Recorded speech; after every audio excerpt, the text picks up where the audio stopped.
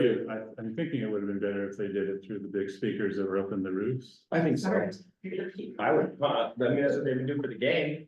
Yeah, All right, good morning, everyone. Morning. It's 9:03.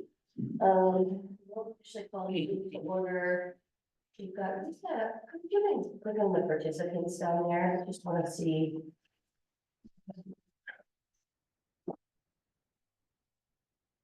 Yeah, and then attendees. Oh, great, Chris is here. Go ahead and let Chris in. Do you know how to, yeah, do that? Okay. Promote to panelists, right? Yep.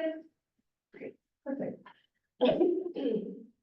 All right, so currently we have three of our board members here. I know that Director Proctor will be here, but just a few minutes late. And I'm assuming Ms. Screw will be here as well. She didn't see him at graduation. So welcome, everyone. We haven't actually approved the agenda. If I could get a motion to approve today's agenda. So moved. second, All in favor? aye, Aye. All right, welcome, Chris. Thank you so much for being here. We're excited to have you here, even if only on Zoom. So it's 9:04, we've got about 3 hours scheduled for this time. And a few items to look at. And well, my thought was if we kind of just get through the first portion, check in, see how we're all feeling. We've had a busy week. There's been a lot going on, and so if we collectively decide that we want to end a little bit early, we may do that. So hopefully other folks will get here soon. But the three items on our discussion today are looking at the board self-assessment. Thanks for doing that. Particularly, I know it's probably an interesting experience for newer board members. Which, I think in some ways reflected that, there were a lot of don't knows. But I think that's just, every piece is good information for us to have. So we're gonna spend some time this morning kind of doing just a little bit of a look through and identifying some things that we see as some strengths, ways that things that maybe we can celebrate, that we're doing well. And then, some potential things for growth, some things that are maybe sticking out to you. And then at about 9:30, maybe a little bit before, we've got, again, Chris is here and Dr. Arshad will be here as well. To kind of talk us through the goal setting process, using both some of the board self-assessment, but also tying in a race and equity goal, and really also thinking about how we can embed that lens of racial equity or anti-racism into all the goals that we're creating. I know I definitely noticed, this was the first time myself taking that race assessment, and there wasn't anything related to race and equity in there, which I think is interesting. And I'm kind of curious about Wazda's take on that.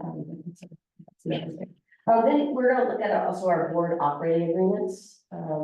That's well, I guess I'll go over that again later. So, and then also our welcome message, that's the thing that we say at the beginning of our board meeting, that was adopted in, I want to say in 2021, maybe 2020. And so I just kind of want to check in and make sure that still feels relevant to all of us. Yeah. So, okay, everyone? Sounds like we're not gonna get up before 12. No, we may. Because I think the board operating agreement said we are not gonna wrap that up today. It's more of a like, let's take a first kind of look at it, see what maybe is still feeling right, what maybe feels like it needs to be revisited, and then we'll take some time at future meetings to keep working. Okay. So I know, I think I just saw Kim pull up. My thought for walking through this, and I'm open to other ideas as well, but knowing that we have, we'll have about like kind of 10, 15 minutes to kind of do this initial look through to identifying celebrations and groups. So my thought was we could actually divide up the standards. So each of us would kind of look through the nitty-gritty of each individual of, a standard, and then we kind of share back out to the right of the board what we noticed.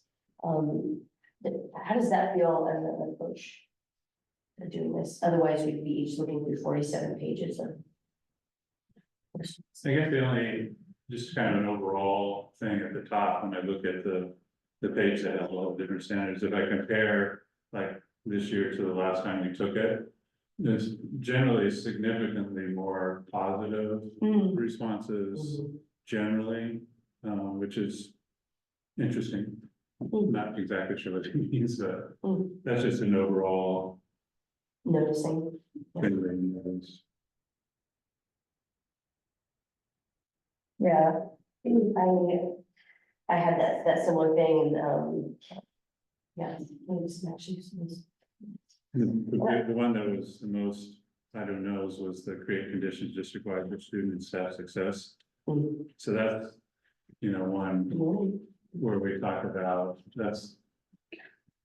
I mean, we talk about why kind of some of the race and equity stuff isn't included in the standards, but I think that's the category that would make sense. That For it should be. yeah. Yeah. Welcome, how are you this morning? Fine, sorry, I'm burdened, That's all right. bright-eyed, bushy tail. Don't think it's gonna be in here, so I need to have something. I think, I don't know if the agenda, Pastor Proctor's gonna be, Proctor's gonna be, Yeah, Yeah. he has some previous engagements that are routine.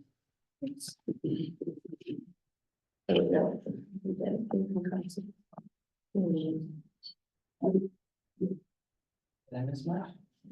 No, We're starting with the. Okay. Awesome, thank you. yeah, welcome. Yeah, so does that feel okay though, to kind of like just each take a different standard, and then review the individual items or strategies within that standard? So what we're gonna do, welcome. Sure. Is, kind of look through the self-assessment, that we completed, sometime in the last month.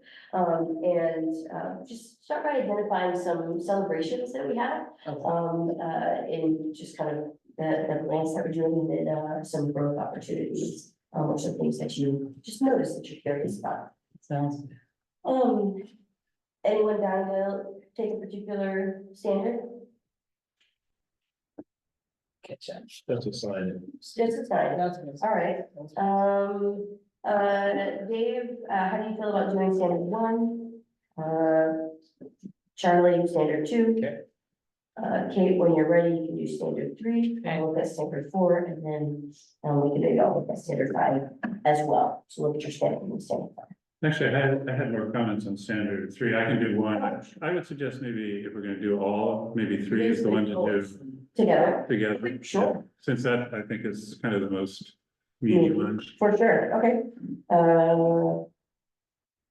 So Kate, look at 4 when you get there, and then I'll look at 5. So quick question, now, not, is this a closed meeting or? It is not a closed meeting, this is an open meeting. Because I met a gentleman outside who said he didn't feel like the public was allowed in the locked door. I would, I would concur with that. Yeah, I mean, I think, I put something on the door. No, I removed it. You want me to do Why? it? Yeah, Yeah. yeah. I mean, I will say, that we're not doing any business at this meeting. I understand. And I'm kind of actually saying this also for folks that are here listening on Zoom. We're not doing any business at this meeting. This is the board's opportunity to just kind of do some reflecting, and some projecting out of, our own personal work together, as a board. So folks are definitely willing or able to stay. It is an open meeting. And at the same time, this is, I think, again, an opportunity for us to just be really reflective and, yeah.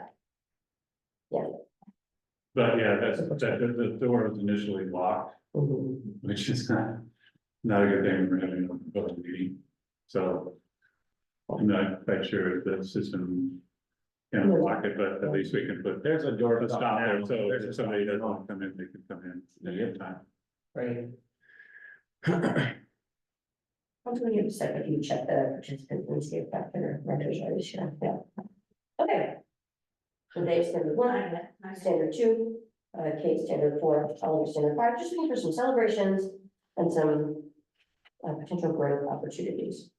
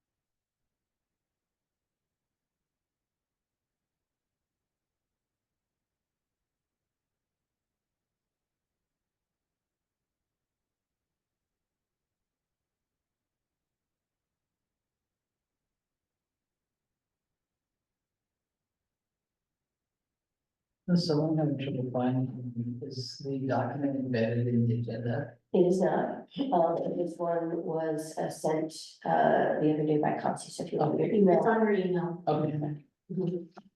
I probably would use that, I just. I tried to- All right.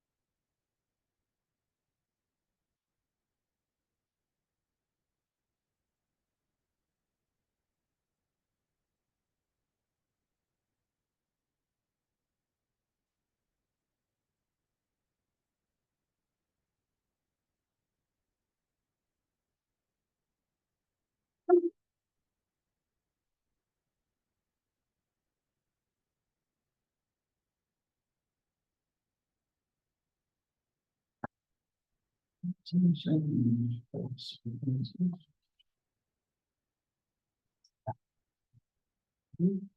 that- Never been scratched. There's the 22, is that 23? And Yeah, how, we didn't take it that. So it's the top one. the top one's 24. Happens. The one with that. Oh, I see, oh, It's just not related. It's not just-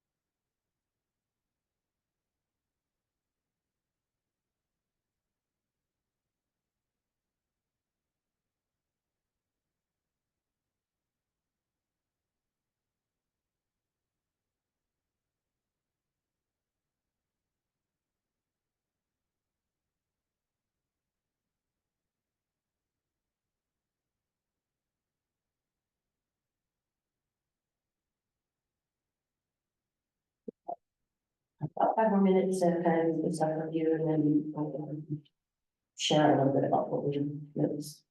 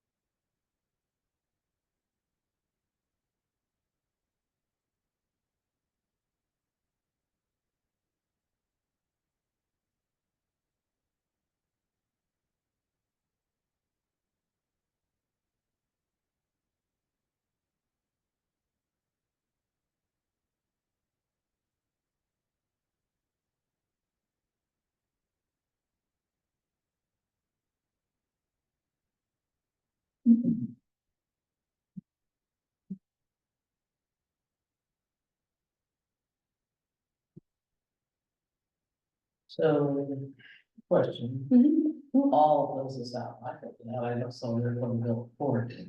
It's just board. This is a board self-assessment. And itself, you never know, right? Well, there's 5, so there you can see 3, like from mine says 3 in the green, 1 in the blue, 1 in the yellow, right? So that's the board members vote, Yep. right? Yep.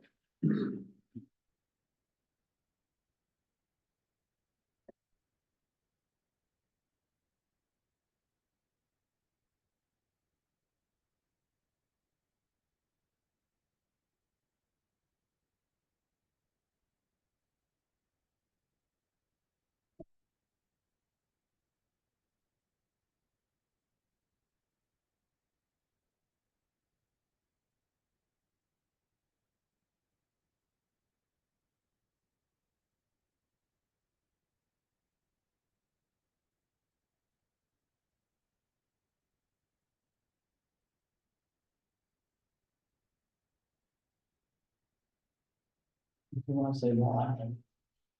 Like we're waiting another minute or two.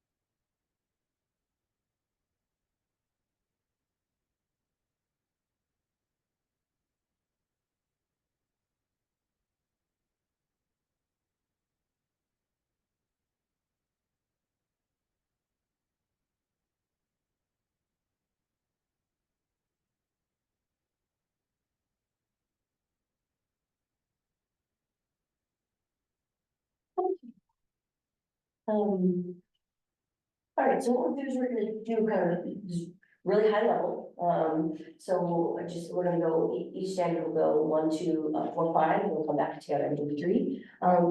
Again, just kind of sharing what are some of the high level celebrations that you, noticed, and some potential opportunities for growth or to dig into a little bit more.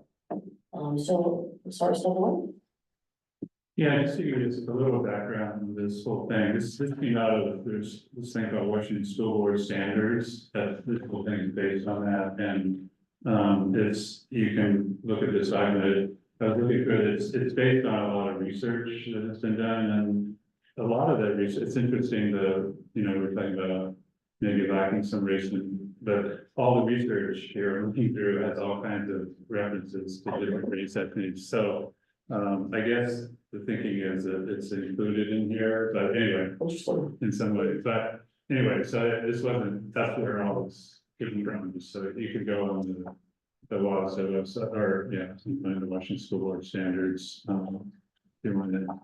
It's, yeah, so, okay, number 1, so the big thing, or I noticed at the high level is, if you take the top 2 always or most of the time, last year, or last time we did this in 22, it was like 50% was in that category, and now this time it's at 75, so that's a significant jump, I think, in terms of other celebrations. The high, basis decisions on what is best for students, pretty much everybody, agreed that we're doing that.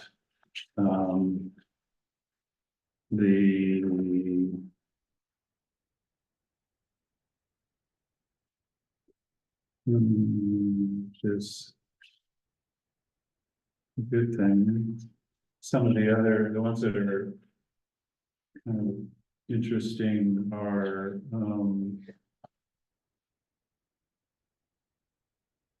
yeah, so this, one of the things I always look for in these, they tell you to look for is the ones where we're spread all over the place, so maybe one person's, so here's set goals for improvement, one person said always, one person said most of the time, 2 people said some of the time, and one person said never, so there's a fair split.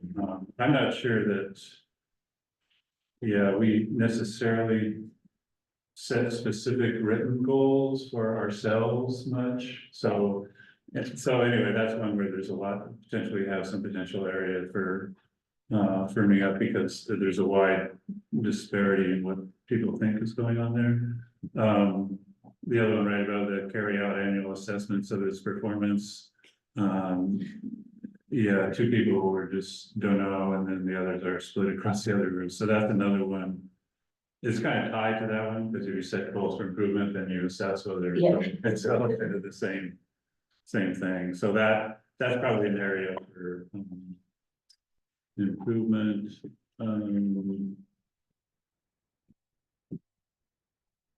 I was kind of looking in this one initially when I went through it for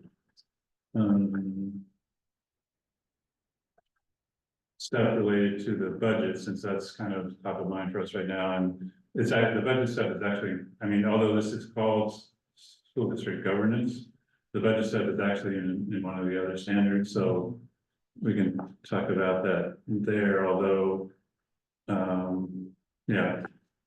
And then the last one that we seem to be split is together the superintendent share responsibility for orientation of new board members.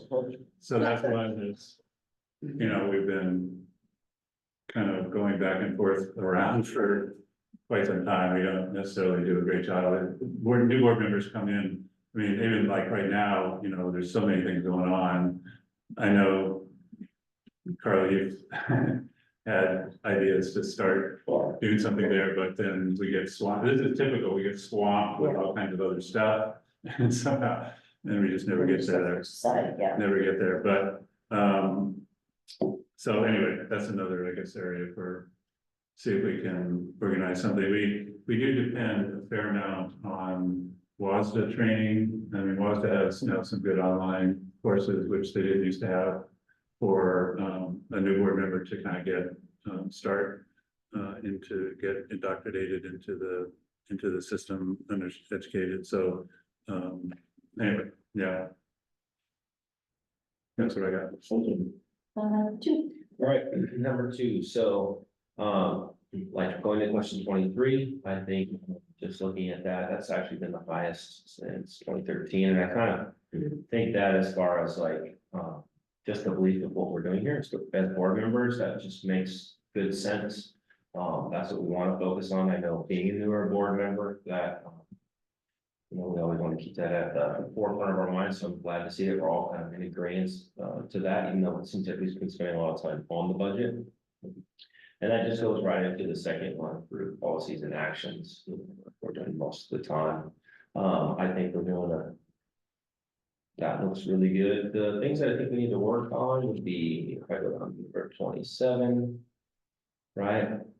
To the community, we have a bunch of us say, some of the time, I think we just have to do a better job of communicating that, so it isn't all of the time, as best we can. I know you guys are doing coffee with the community and different things, but I'd really like to see if we can't just push that to it. We can't get it as high as possible, right? Getting it up there. And then if I'm going down to 30, would be the other one. Right, so based on, such as policy development, decision-making, budget, district goals, we've got a lot of, we want to make sure that we bring that up to it all the time also. Keep that on the forefront. So just a couple of things I can see we can work on. We're there. I see blue. When I see blue, that means we're doing it, but we just need to bring it up. So yeah, I think that's where I'm at with looking through two, the kind of highlights and we can get approval on. Thank you. Standard four, Kate, what do you see? So standard four, I would read what the title is create conditions district-wide for students and staff success. And I went back to the original first set of drafts and compared all standards together. And basically the array is pretty close to the same in terms of improvement and most of this section, like the standard 1 and 2, are above the sum of the time in terms of evaluations, although there's some gaps in there. And standard 4 and 5 seem to be performing a little lower than the first 3 standards. So I took that and I went down to the 47 questions and started working my way through. And in many areas we are improving. And how do I get down to 47? Let's look at this version. Or it's good kind of. Well, I was encouraged, hiring retention to me has improved from teams from yellows to blues and greens, and blues and greens are blues most of the time and always. Other things to celebrate are to what extent our board has established a course of study for students' graduation requirements that align with the high expectations of student achievement. I think that has grown. An area that has blue with no green is has policies to ensure students receive the curriculum support and supplemental materials necessary for high achievement. I don't know what the reason is for the collective board feeling that way. In some cases, a lot of the black I don't knows are me because I just got here. Let's see, further, we're celebrating good things. Long-term facility plan does not have any green, so that's an area to improve. Communicate expectation that all classrooms will implement effective instructional practices. It's performing very well with most of the models.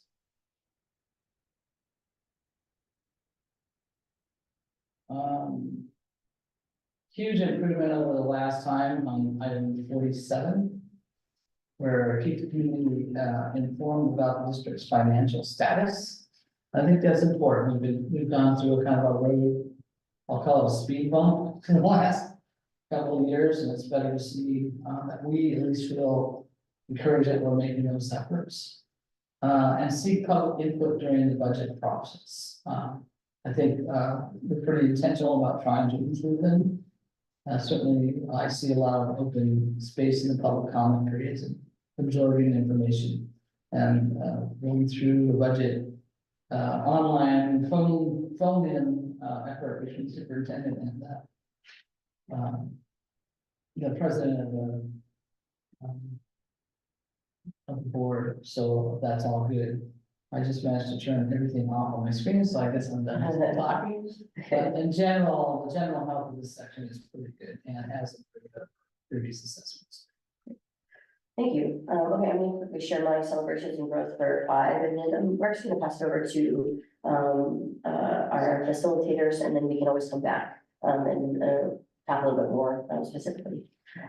So some celebrations I noticed is that our advocacy has increased significantly over time. And I think honestly, that's a huge testament to both some of our new board members as well as our new superintendent, and just really leveraging the connections that you all have. I do think that it's interesting where in strand 1, the collaboration with other statewide local entities is a little bit lower, not a ton, but a little bit. So there's just some misalignment there. Like thinking, how can we utilize the ways that we're increasing our advocacy efforts to collaborate, so moving to collaboration. Also notice some big gains in the proactive communication, and I think that showed up a lot during this budget this time that we are in, where we've been really intentional about being really proactive with our communication. And then clear and understandable communication, I think, was also a big celebration.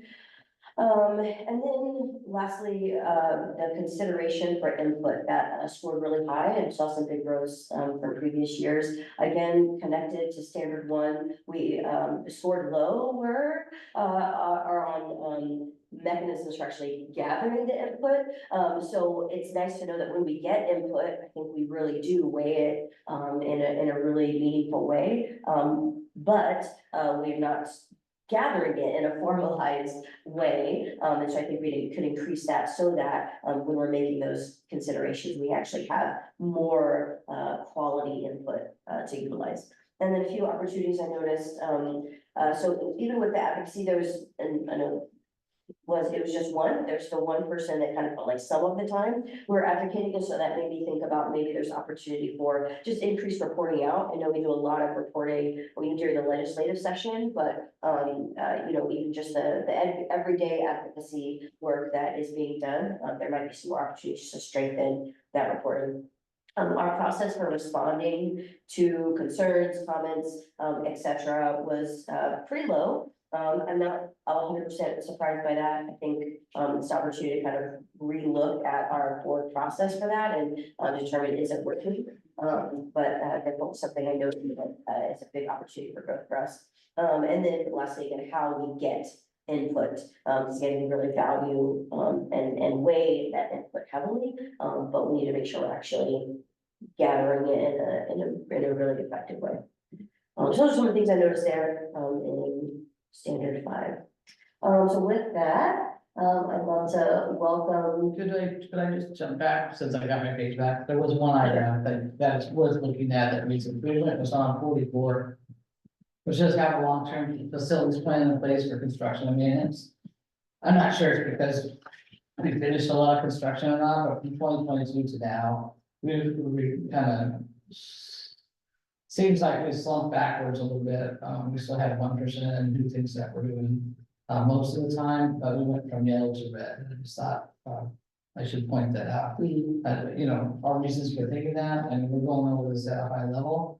We might want to spend some time in another meeting, literally talking to board members as to why they felt strongly in the areas we need to improve. One of the reasons, I mean, I brought up this at the last meeting is, it's really important because there's this idea that we're gonna replace Cascade View at some point, and we need to really dig into that deeply, because there's a whole bunch of things connected to going out for a bond and setting, and particularly setting up the financials. So some of that here, we've really never had a long-term facility. We have short-term financials to fix, you know, this and that, but that view of, you know, when are we going after the next bond, what are we going to replace, that kind of stuff. I think the last time I saw one was 2015, when we'd actually called people from all over the community to go over that budget with you guys and talk about what you're gonna do. Well, that sounds like, yeah, we did the last bond. It is. Yeah, right. I think we were trying to say, Yeah, the bond yeah. limit, Right, and right, kind of what everybody wanted to change. right, Yeah. right. So, and I think it's just important to remember too, that, yeah, I mean, this is, obviously just a snapshot in time, right, of what we all know or might understand or might have access to, right? And so, yeah, definitely a lot of questions that this should bring up, as any data set should. But I'd love to, we only have it for a short time, Dr. Rogers-Ard and, Ken Mouse, so excited that y'all are here. Thank you so much for being here, and I'd love to just pass it over to you, for a little while. Hi, good morning, everybody. Thanks so much for making the remote situation happen. Good to see board members. And thanks, Kansi, for driving. I'm wondering if we could share the screen. I know, Kansi, you're sharing. Do you mind if we share? Yeah, I'll make you, host to share. You should just be able to allow her to. Have her do that.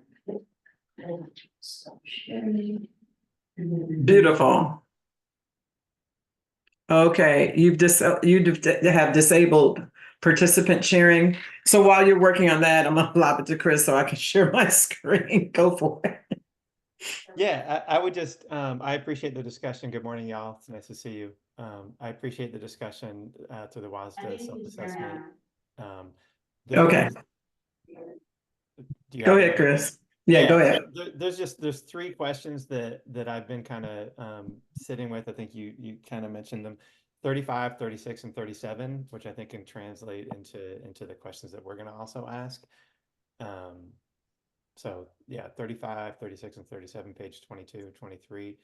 To what extent does the board have policies that ensure hiring and retention of highly qualified staff, policies for evaluating those staff, and then policies in relationship to staff development, so learning opportunities for staff. So, and just one noting that there's a lot of don't knows, which makes sense, especially as some of you have just come on in that context. And also for me, there's a potential, is this the role of the board versus is this the role of the board in supporting Kansi, the superintendent, in facilitating these spaces and places, right? So for me, there's a larger question of how do you essentially ensure that the collective staff of Tukwila schools there's a process to bring them in, there's a process to evaluate them, and then there's a process to essentially strengthen their skills-based knowledge and practice and that sort of thing. So for me, that's the entire, how do we support the people we bring in? And how do we do that? This is our pivot within a larger context of addressing racial disparities within a context of race and equity, anti-racism agenda. Is that the board policy? Is that the board practice of supporting the superintendent?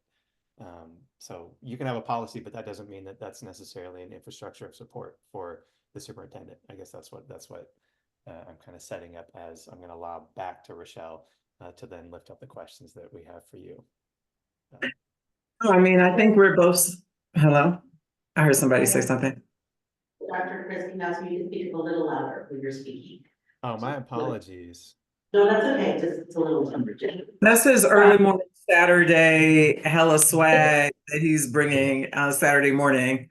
So I'm going to be really loud. No, so I think we're both saying basically the same thing, that as we read over the report, there were a couple of pieces missing, right? There's been a significant investment, not just in the work that Chris and I have held for the past 2.5 years, but also in your equity leads and your buildings, the work that began with Dr. Herndon and Dr. Borshade and ably moved forward, right, with Dr. Pedroza. And that work is a very serious, concentrated effort around race, equity, anti-racism within Tukwila that this board report does not address at all. And so I understand that maybe that's not WASDA's best practices, but certainly it is Tukwila's best practice. And given where we have been and the road that we're forging ahead, one of our essential questions is, in what ways will you as board members support this superintendent to implement those anti-racism best practices that we've been talking about, working on, and moving towards, right? I think what happens in districts a lot of times is that we get started down a road, there's a change in administration or something, and then you sort of pivot. I would hate to see that happen in Tukwila, given, again, the large investment and given the decision across the district that we were going to work on moving towards anti-racism. So that's one major piece.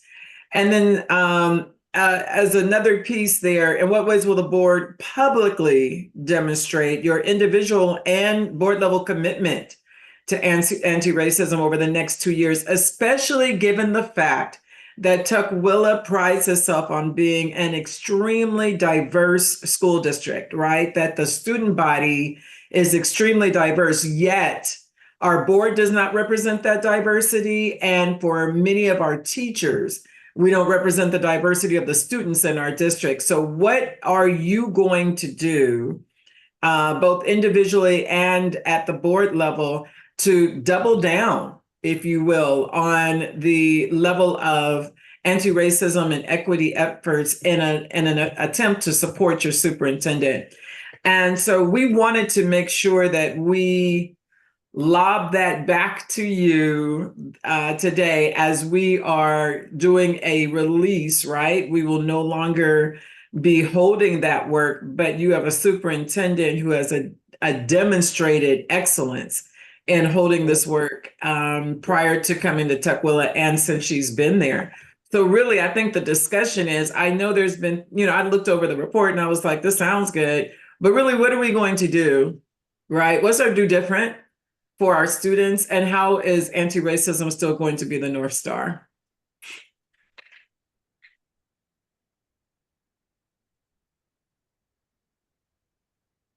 We would discuss. Yeah, thank you. So now we talk. Is that what you're saying?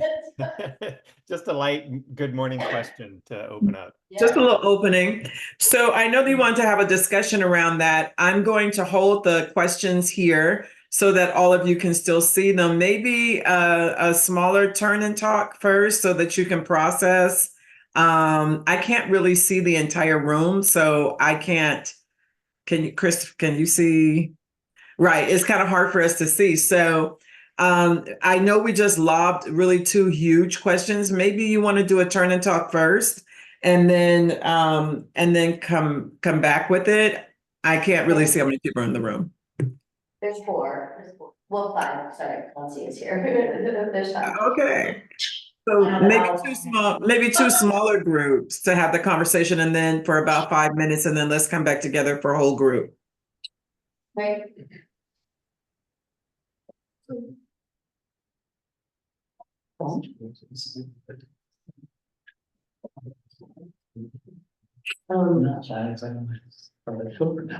There's lots of conversations, for example, I have answers for.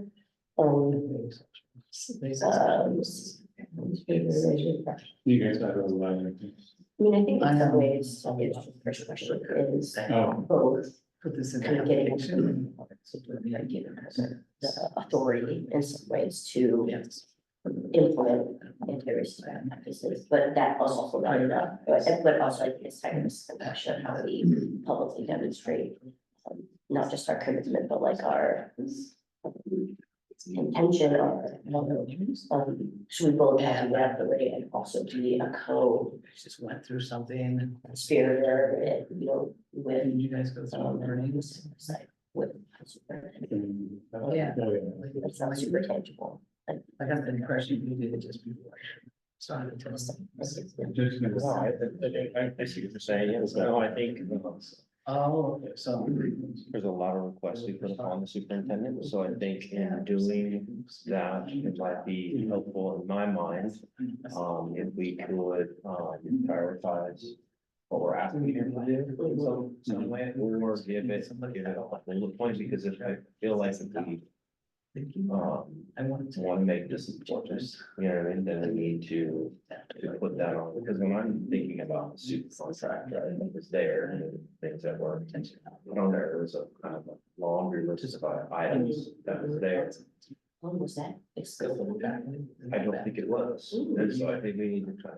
relook at when, because we there's always review, we can always review or come back. It's bad. First.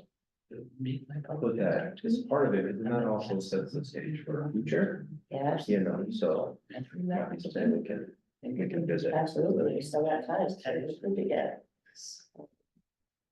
Or. And that are also in future board members who support the board.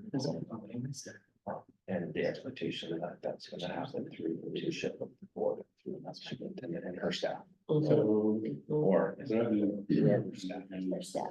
Whoever's going to be there. So we have a. Yeah, so we have- Equity. You know, when we do Which is about. the, reviews. Look at every decision, kind of like, Take us something to. and evaluating To a degree of all of that. discussion that are usually, but really having like a two-way discussion about that, of like, where are we exceeding Doing that well. in the implementation of this work. Some cursory, high level stuff, and, So like the the last council, one we did. the council. And eval that to us, to the board, probably to the board. And so, yeah, I'm gonna be more of a, whereas, and also the board is the Keep pushing. supervisor, Yeah. Yeah. So there's a share. As opposed to actually, Go through well, that.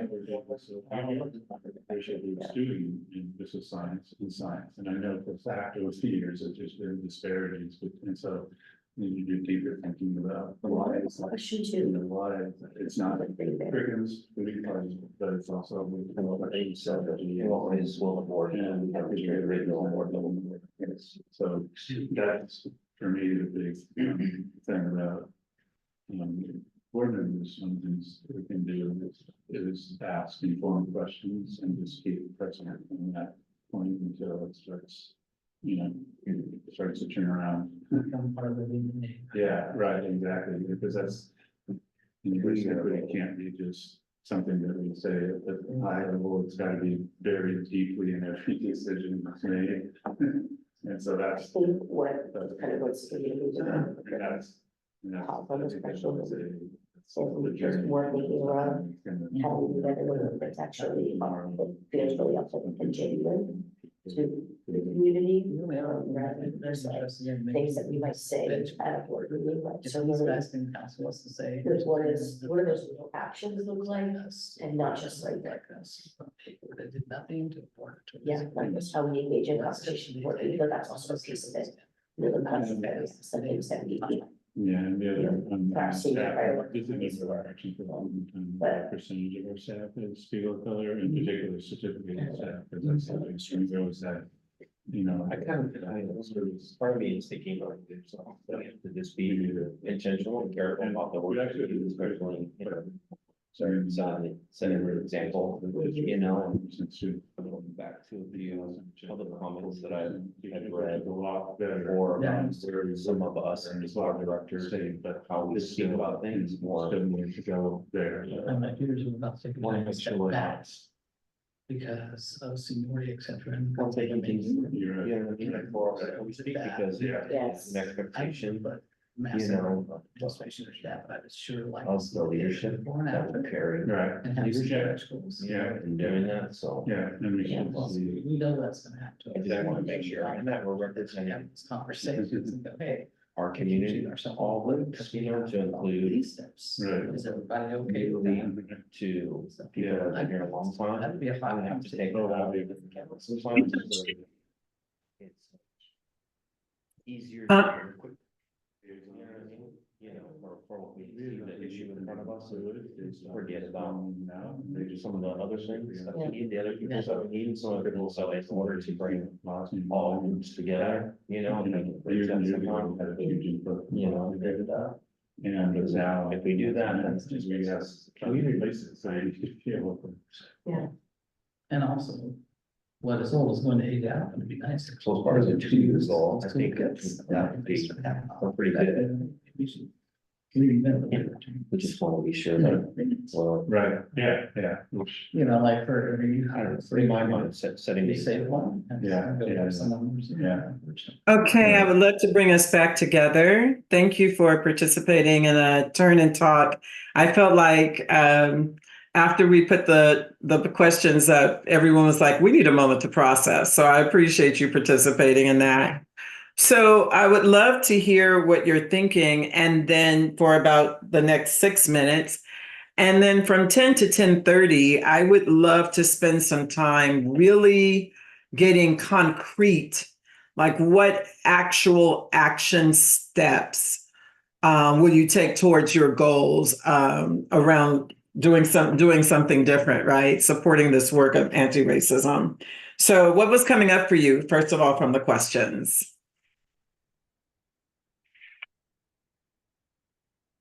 I'll jump out there. It's trying to preserve budget to support Conti and her team flat out, which is, you know. I don't want to compare racism budgets to arts and sports, but commonly. These things aren't the three, you know, the whatever the reading, writing, arithmetic, right? And so the public expects everything driven by the wayside, and we have to fight hard, and I mean hard, to carve out what she needs to succeed going forward with our budget somehow. Yeah, so definitely putting our money where our mouth is, for sure. Thank you. Others? Yeah, so, one of the things that we need to focus on, so we have our race and equity toolkit, so this is the way, how do we embed this work into every decision and everything that we do, not just keep it at some high level, but so when we adopt curriculum, when we make decisions on policy, you know, everything, we need to be looking at through the lens of the race and equity toolkit that we have. And, you know, we've kind of done, we do some of that, but again, there's also the issue of quality. We need to get really deep into that and not just kind of brush it over and, oh yeah, we looked at that, we thought about that, but deeper into it. So that's whenever the board gets, you know, things brought to us for consideration, we need to make sure that deep dive into that area has been done, whatever the decision is, whether it's curriculum or whatever, so. I really appreciate that. You'll notice that we did not use the race and equity toolkit and a lot of our work. Number one, we felt like it had not been updated. Number two, it doesn't speak to anti-racism. And number three, exactly what you mentioned, there was an overarching aspirational tone to the race and equity toolkit. And what we wanted to do specifically with our equity leads was to delve deeply into what are the actions that sort of will move the work forward. And so while I appreciate the toolkit, part of our recommendation to the board is to look at exactly what you said, the protocol, the questions, the things you're going to be asking yourself as you are making decisions. So to be really concrete, one of the things that we always recommend is you have a question around budget, you have a question around policy, you know, something's coming up, you have to make a decision. The first question you want to ask is whose voice is being centered here? And then the second question you want to ask is whose voice is not represented? And literally all of you as board members have to stand in those gaps, right, in order to enact the things that are in the race and equity toolkit. And so, again, some of those things, you know, we've talked about before when we met with the board, we've asked some of these guiding questions, and of course will be in our recommendations that we'll be sending over probably as early as next week or the week after. But the reality is, even when we have a toolkit, it's about asking the questions. It's about slowing down to say, we have a decision to either put our money here or put our money here. Which one of those is in alignment with our North Star of breaking down racist policies? And we understand, and you guys remember this from all the work that we did, not the new members, but for the couple of older members, when we talked about policies, we understand that Kendi says every policy in every place and organization is either upholding racist policies or working to push against racist policies. So as policymakers and as decision makers, you have to ask yourself, what is this policy doing? And its unintended purpose and all those other things. And I'm happy to resend as part, Chris, if you can make a note that we include some of the questions that board members should be asking when they're making policies. Again, we covered this probably like last year, but it'd be good to just leave it with you as we're moving forward. So yes, but I do agree. Everything has to be under the lens of anti-racism. Otherwise, it gets shoved to the side, for sure. Thank you so much. Carly, I think you were getting ready to speak and I just jumped right on top of you. Apologies. No. How's that baby? How's that baby doing? Oh, he's so good. He's adorable. You know, I'll send you some pictures later. Okay, all right, cool. So this, my problem is I don't always think about the tangible. I think about like the theoretical or whatever, but I was, in reflecting on the first question, I think just really thinking about like how we balance both getting out of the way, right? So that the superintendent can do the things while also like walking side by side and modeling, right? And so again, not really sure. Well, I'll let you say your thing. But one of the things I was thinking about is like when we do those evaluations, because again, this one's specifically about, you know, implementing with the superintendent, how we're supporting superintendent. You know, as we're doing quarterly, annual evaluations, and then also hopefully more frequent check-ins, actually like giving the superintendent and maybe even her larger team to actually put the mirror back on us to say, how are you feeling supported by us to do the work that we all agree that we need to do? So I don't know that we do enough of that. Definitely not systemically, yeah, just kind of that reflecting back. Are we focusing on the first question, or can I say some thoughts on the second? Go for it. You got the mic. Go for it. I think the other thing that I was thinking about with question 2 is I think we really need to come up with a approach or some norms around how we engage with each other in a board meeting when something is said that, you know, probably unintended, but rooted in anti-Blackness or rooted in racism. And I don't, we don't have that. And so, you know, there have been times in the past, and even times recently, where things have been said and, you know, thinking about how we can ensure that we are, again, modeling, just awareness around, you know, the words that we use that are subtle, reinforcements of, you know, harmful things. So creating some norms for response to when those things happen. I absolutely love that. All of you know I do a lot of work with districts elsewhere, and every time I work with a superintendent, and Kansi knows a couple of superintendents with whom I'm working, they're like, these board members. And it's so funny because no one takes the time to really set the norms of how we interact with each other.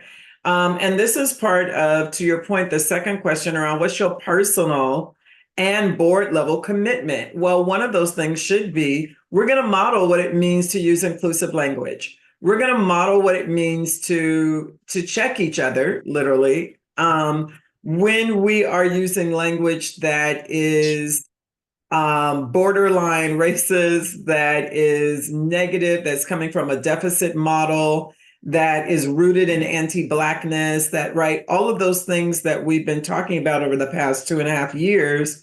When that comes up, we're going to check ourselves and we're going to hold our staff accountable. So when they see you modeling that as board members, then it gives, you know, it gives extra permission to our superintendent to also be able to hold staff members accountable when that type of language is being used. I'm going to give you a concrete, it wasn't happening in Tukwila, so don't worry about it. But in one of the other districts where I support, you know, a Black woman made a report, and folks who were commenting on her report, made some very negative statements. And listen, the report might have been trash. I don't know. But the important thing is we must have a level of respect and awareness before we denigrate others, especially if you think about in Tukwila, if you had a Black woman reporting to you, there are very few Black women working in Tukwila, right? So we want to be super aware of our response, our language, what we say. There's a way to say anything. And so I think it would behoove you. I'm sure you're going to have a retreat with your student board members and everybody, very similar to what we did a couple of months. Was that only a couple of months ago? March, something like that.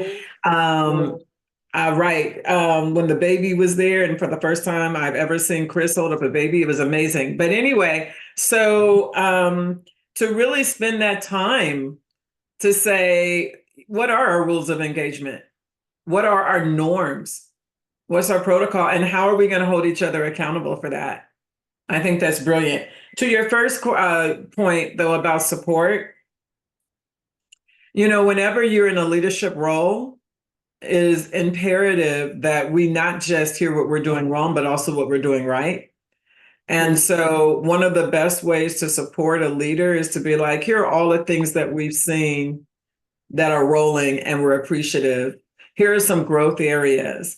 And then allow the leader to then say, thank you. Here's what support looks like for me. And here's how I felt supported. And here's some areas of growth. And I think if you use those terms, then you start to build a collaborative relationship on the work that needs to be done, which is too large for any one person to hold, right? So those are some things that I've seen work elsewhere. I also just want to tap in on the notion of what I often see in any sort of high level political kind of space is somebody chargingly correcting somebody's language versus, I'm going to use a basketball metaphor, an assist. So if you're an actual team, right? So how you can essentially, rather than correct somebody, and director so-and-so, that's not actually the term we use, but a much more collective. So let me provide an example of language that we as a board have committed to and help and assist literally director so-and-so with the language and context, right? So both helping each other in public spaces, because people ask questions, come, and there's an on the spot piece. So literally just assisting each other publicly. That requires Rochelle's point, previous conversation about how to do that and how you support each other, but helping each other, not just with race language, but also gender norms and different ways in which folks are still uncomfortable with language, and many folks in collective communities are going to be uncomfortable and looking to you, and somebody messing up on language, but then you collectively moving in a way that's like, hey, thank you, director so-and-so, for that assist, keep it moving. Just models a much more kind of collective, we are on the same team.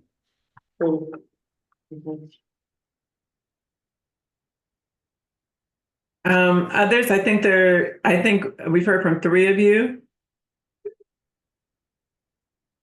Sure. So the first question would be, I was just thinking as far as the contract with the superintendent, we could write something in there so that once it's in there, then beyond our current superintendent, when that changes, it's actually in there, and then the board, it reflects upon the board's ideas at that time. So I was thinking something we could look at what that language is, especially since President was just talking that it's not set yet, so we still may be able to do something currently.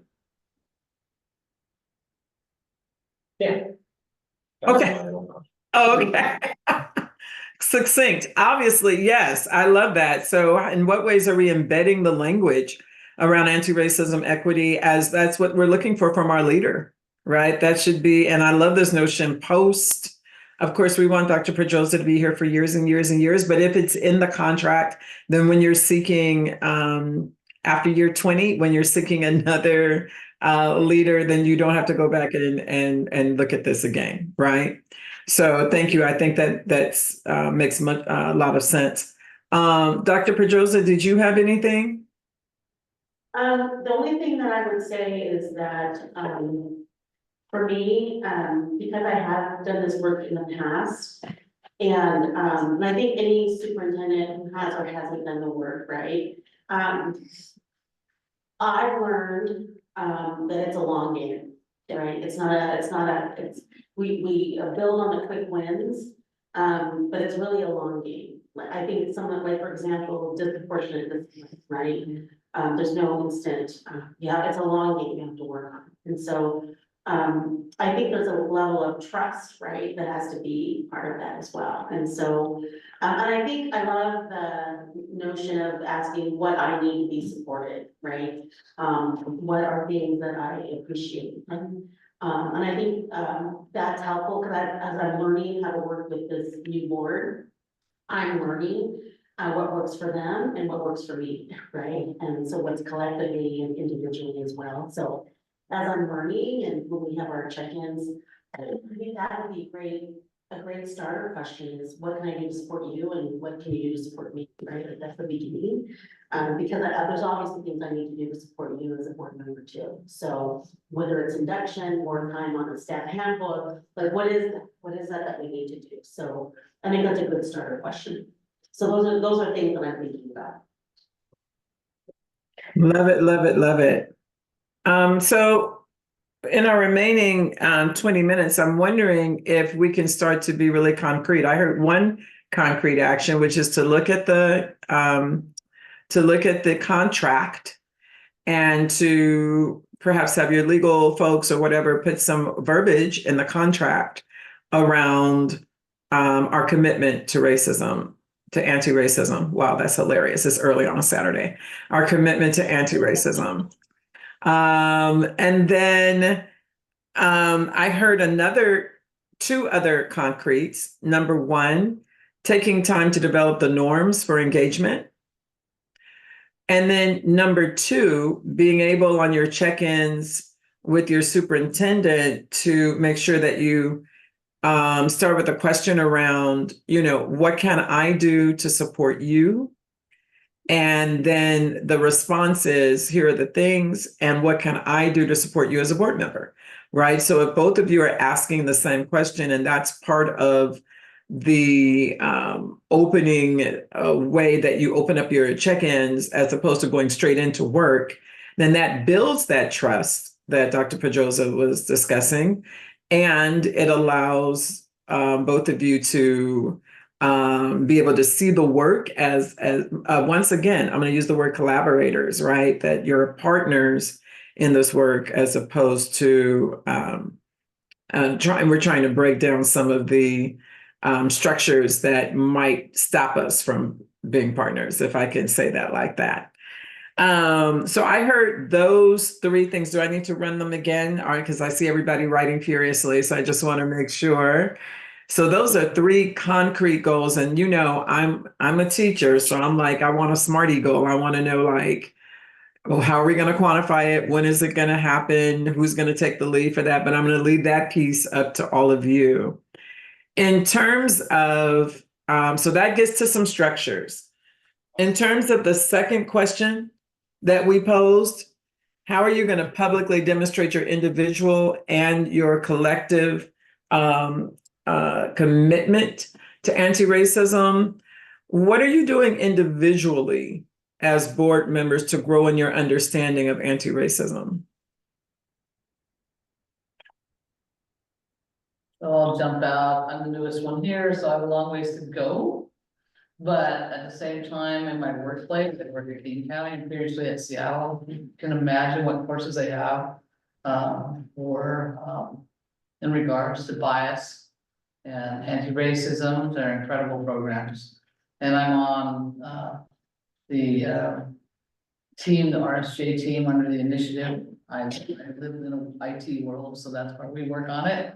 I just finished a Greenbelt assignment training to look at how we train in IT. They think they're diverse, but they're actually 2/3 white. So we learned a lot and we're gonna step forward with that. Whatever the board will bear, I'll share what I know, but, any of the tools that we use there, I'd love to see here, in any way that can be absorbed in a way that's not hard on staff and helps us lift up. And then on a personal side, I'm not here for a long time. I shouldn't be here, frankly, because there's too many white people in this room. And I do not look like what my neighborhood looks like. So what I'm gonna do is start doorbelling this summer in my district, getting to know the people that I serve, asking them who they think would be good representatives for them. Try to bring in maybe 1 or 3 who might be interested. Start talking about what I'm taking baby steps on and learning and transferring information and then shutting up and learning what they would like to see our school look like. And hopefully have them run for this office. Okay, well, the gauntlet has been thrown. Direct succession planning. Okay, I love that. And I have nothing else to say on that. That was, mic drop. Thank you. Others?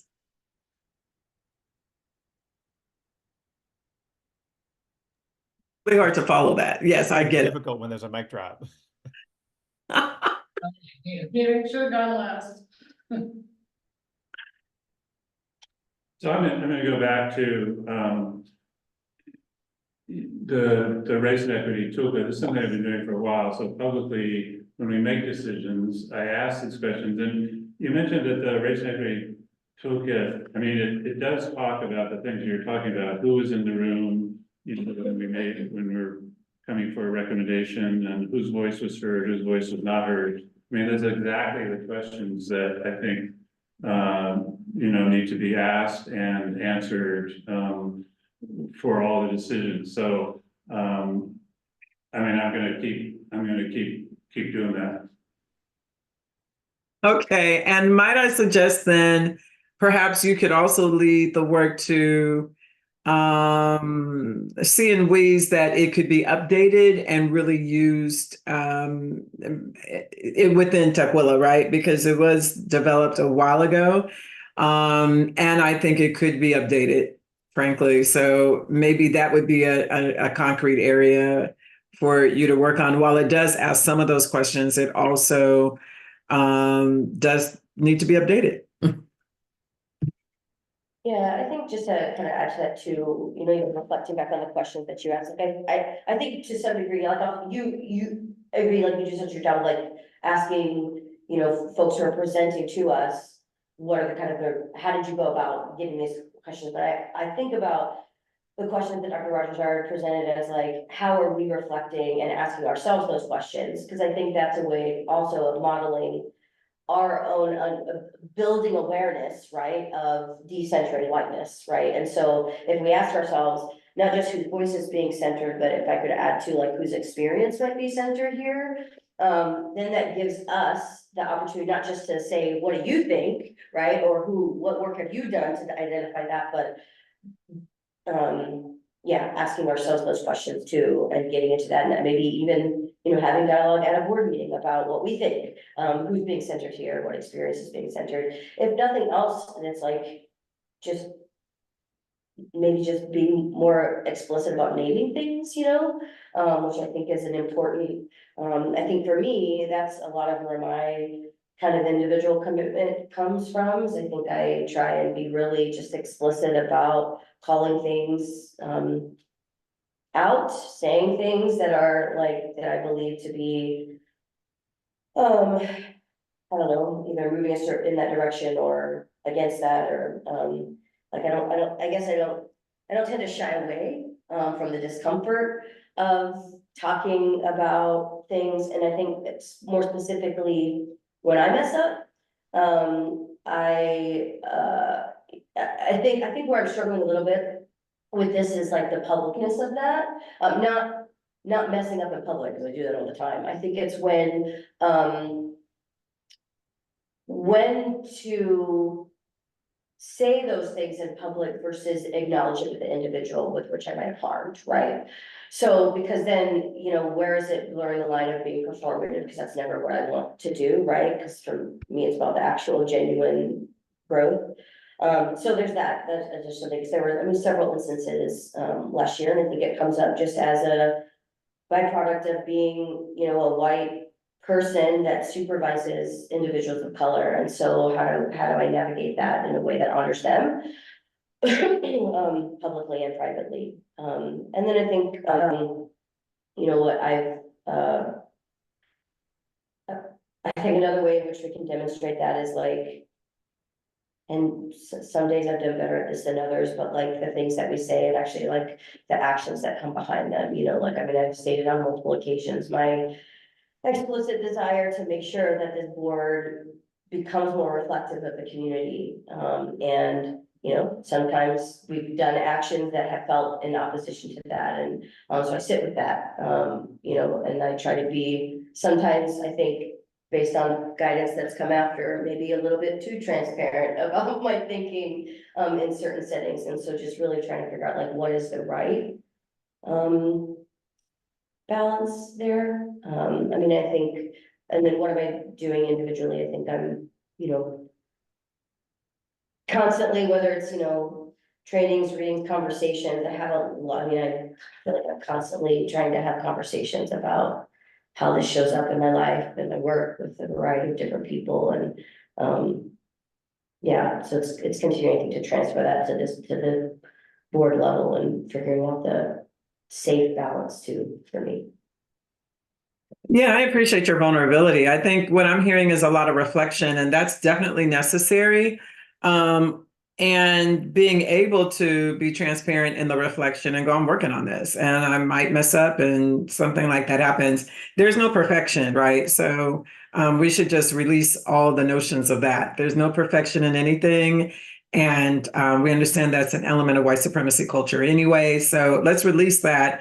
And let's just be at the point where we're like, here's what I'm working on. Like, this is something that I'm struggling with. And if I did enact harm, right, I want to go back and reframe that and try and repair. But that has to be a constant piece that we're all working on. And as you were talking, Carly, I was thinking, has the board had, since you've gone through a transition, you have new board members, you're starting a new school year, this would be a really great time for this board to grapple with, are we committed to anti-racism individually and as a group? And the reason I'm bringing that up is because I think we might be making some assumptions, right? And I think it's great to name, in the spirit of what you just said, Carly, how do we name? Like all 5 board members in the room with your student board members saying, here's what we're committed to over the next couple of years. We are all individually going to work on these things. We're all going to work as a group on these things. And this is the work that we're holding. And like naming that and putting that at the forefront as the North Star, but also as your guiding compass, could be really, really powerful. Mm. And I strongly urge you to do that as the school year is starting, sort of like a reset button.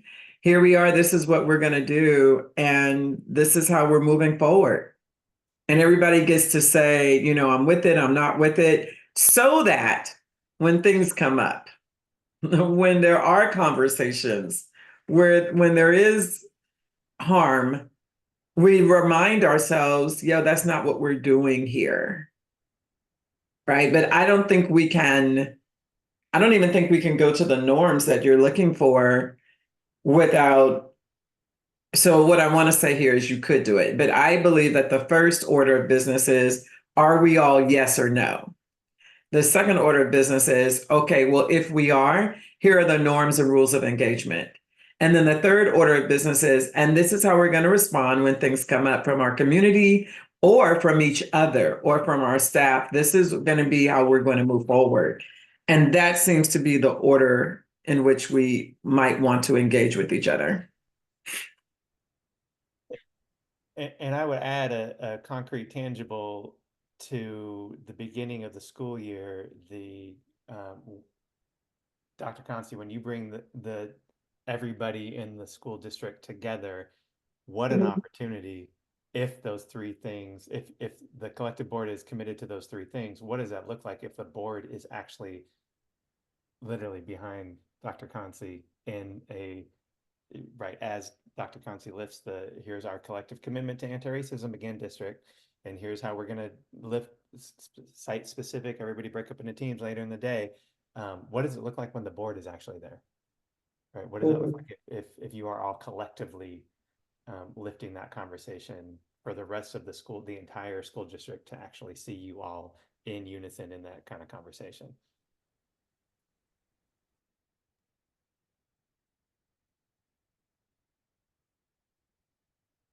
So I guess it falls on me at this point.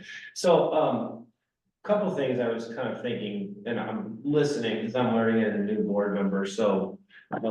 What I'm hearing from you guys there is, two questions that I have to pose to you guys so I can better understand. The first one, well, I guess it's one question of two parts. Do you see that because the school district has a majority of white teachers that they're ineffective, and the board, because the board is white, is it also ineffective? Is it ineffective because of that, within our community? So I'm kind of trying to figure out, what does that mean as far as, getting your idea? Because I heard from our board member here that they would knock on doors and try to bring another board member, in there that better reflects our community, but I'm trying to gauge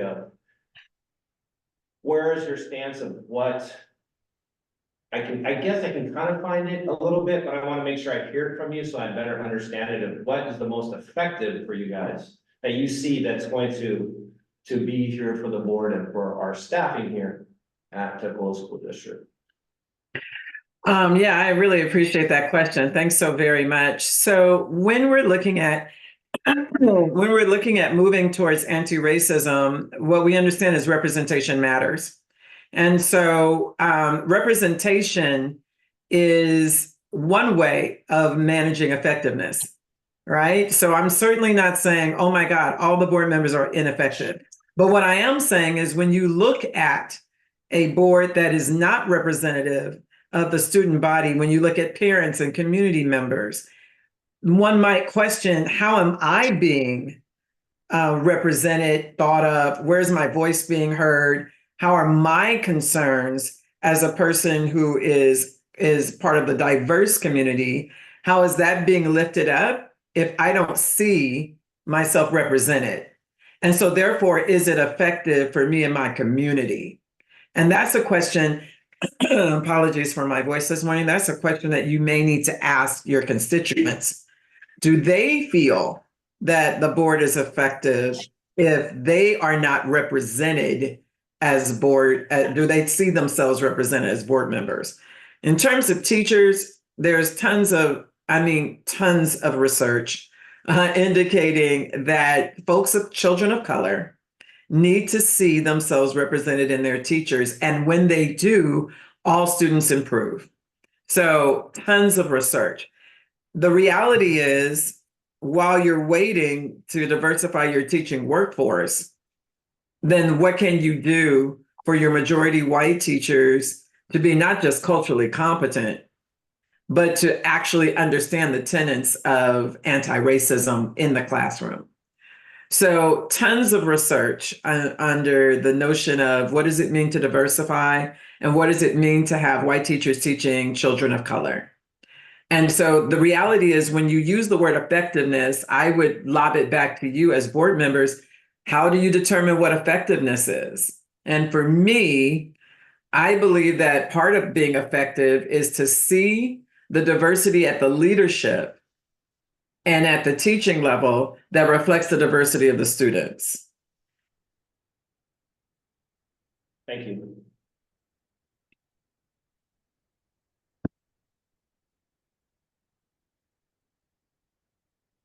I have one more comment in the meantime. No, go ahead.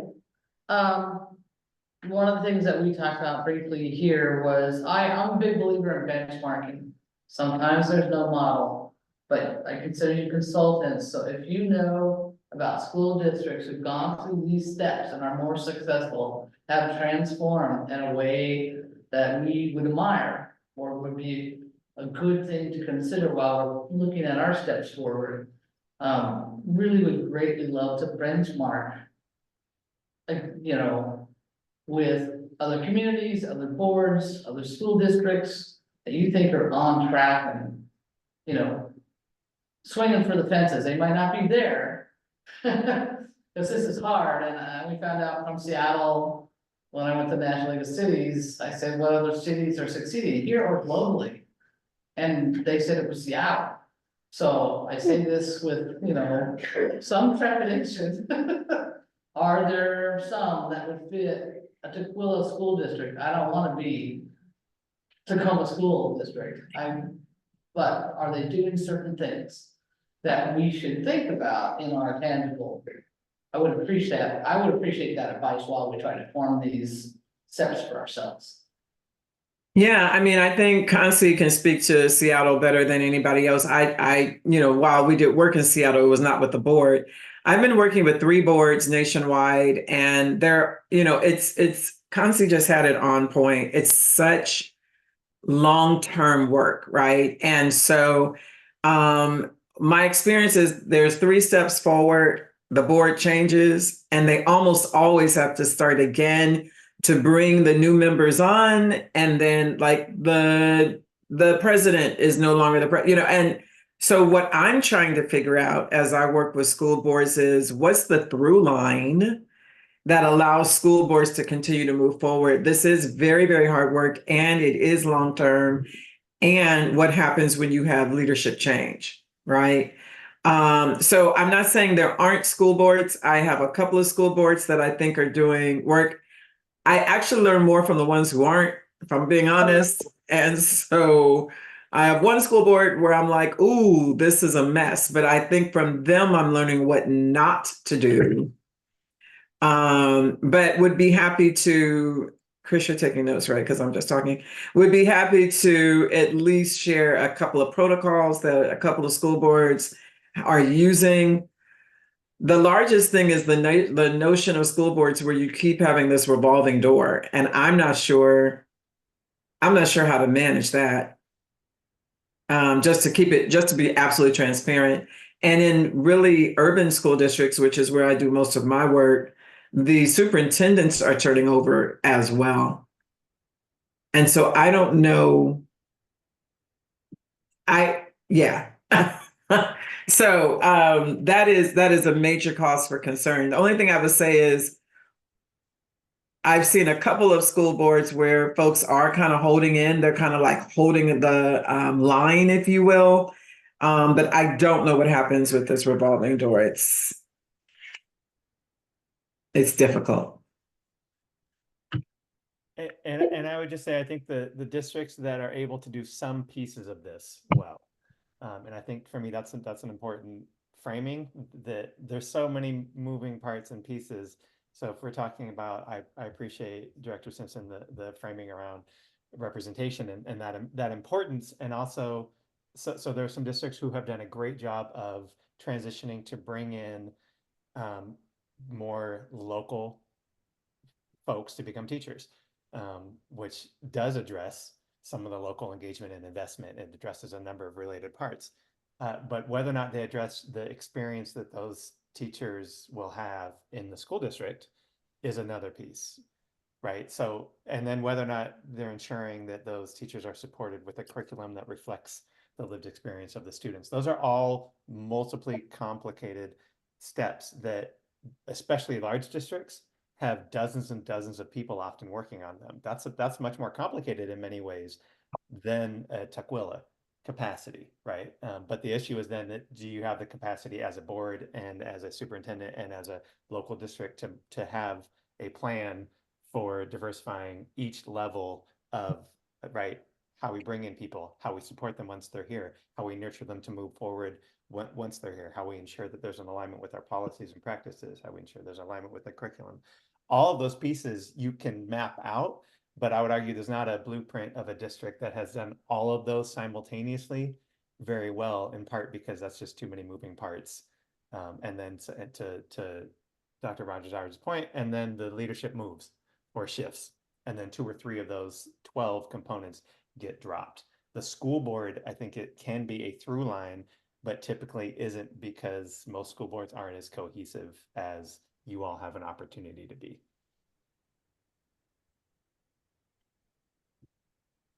Can I ask a question about the staffing piece? I know that y'all might need to go over, so that's fine. I think we can continue to talk about this, but, so, you know, as I've heard you say several times, and I firmly believe this, obviously, like that we need to have stronger mechanisms for recruiting, you know, new staff that are reflective of our student population, how we support them when we're here. How do we do that in good conscience, also knowing that there are things in place such as our union partnership that would also cause them to be the first folks that are out, right? So it's as if we're doing all of this intentional work, hopefully to get folks in the door, but yet, again, they're the first people that we have to let go. And like, how do you hold that tension of that without feeling like we're just kind of actually doing those teachers a disservice? Because we can't necessarily change that at the bargaining table. I mean, we can, as a board, maybe try and stand firm on the things that we want, but I mean, I'm pretty sure that's in every bargaining agreement everywhere. So how do we navigate that in a way that doesn't make me sick to my stomach?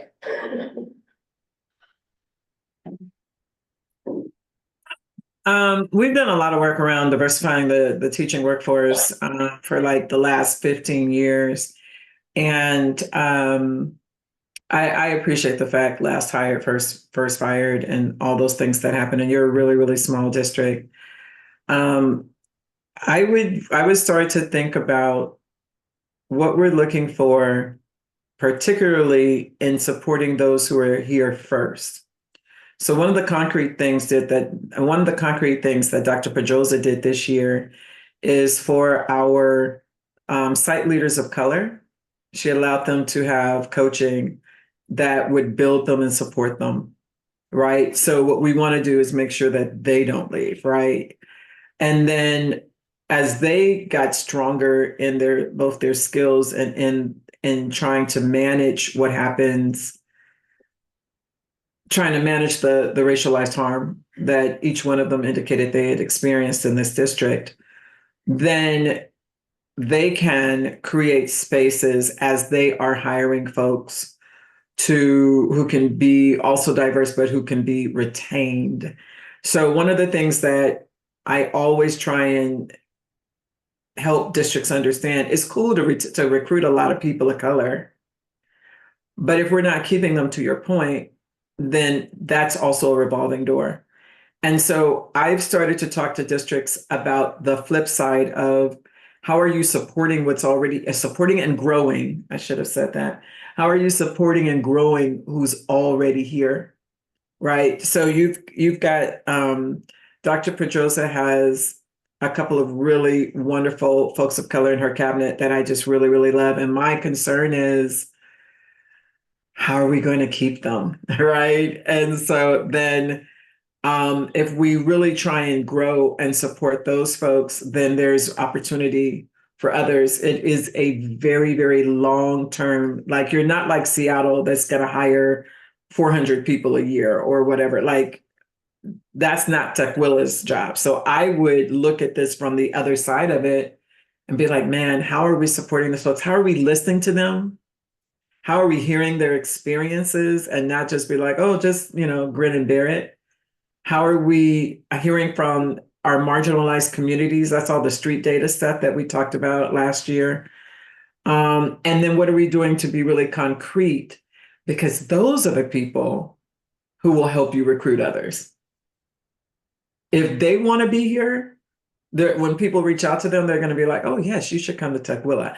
As opposed to, no, I am running the hell up out of here. You can go there if you want to, right? And that's the difference. It's you want to create a space where folks of color want to actually be here, right?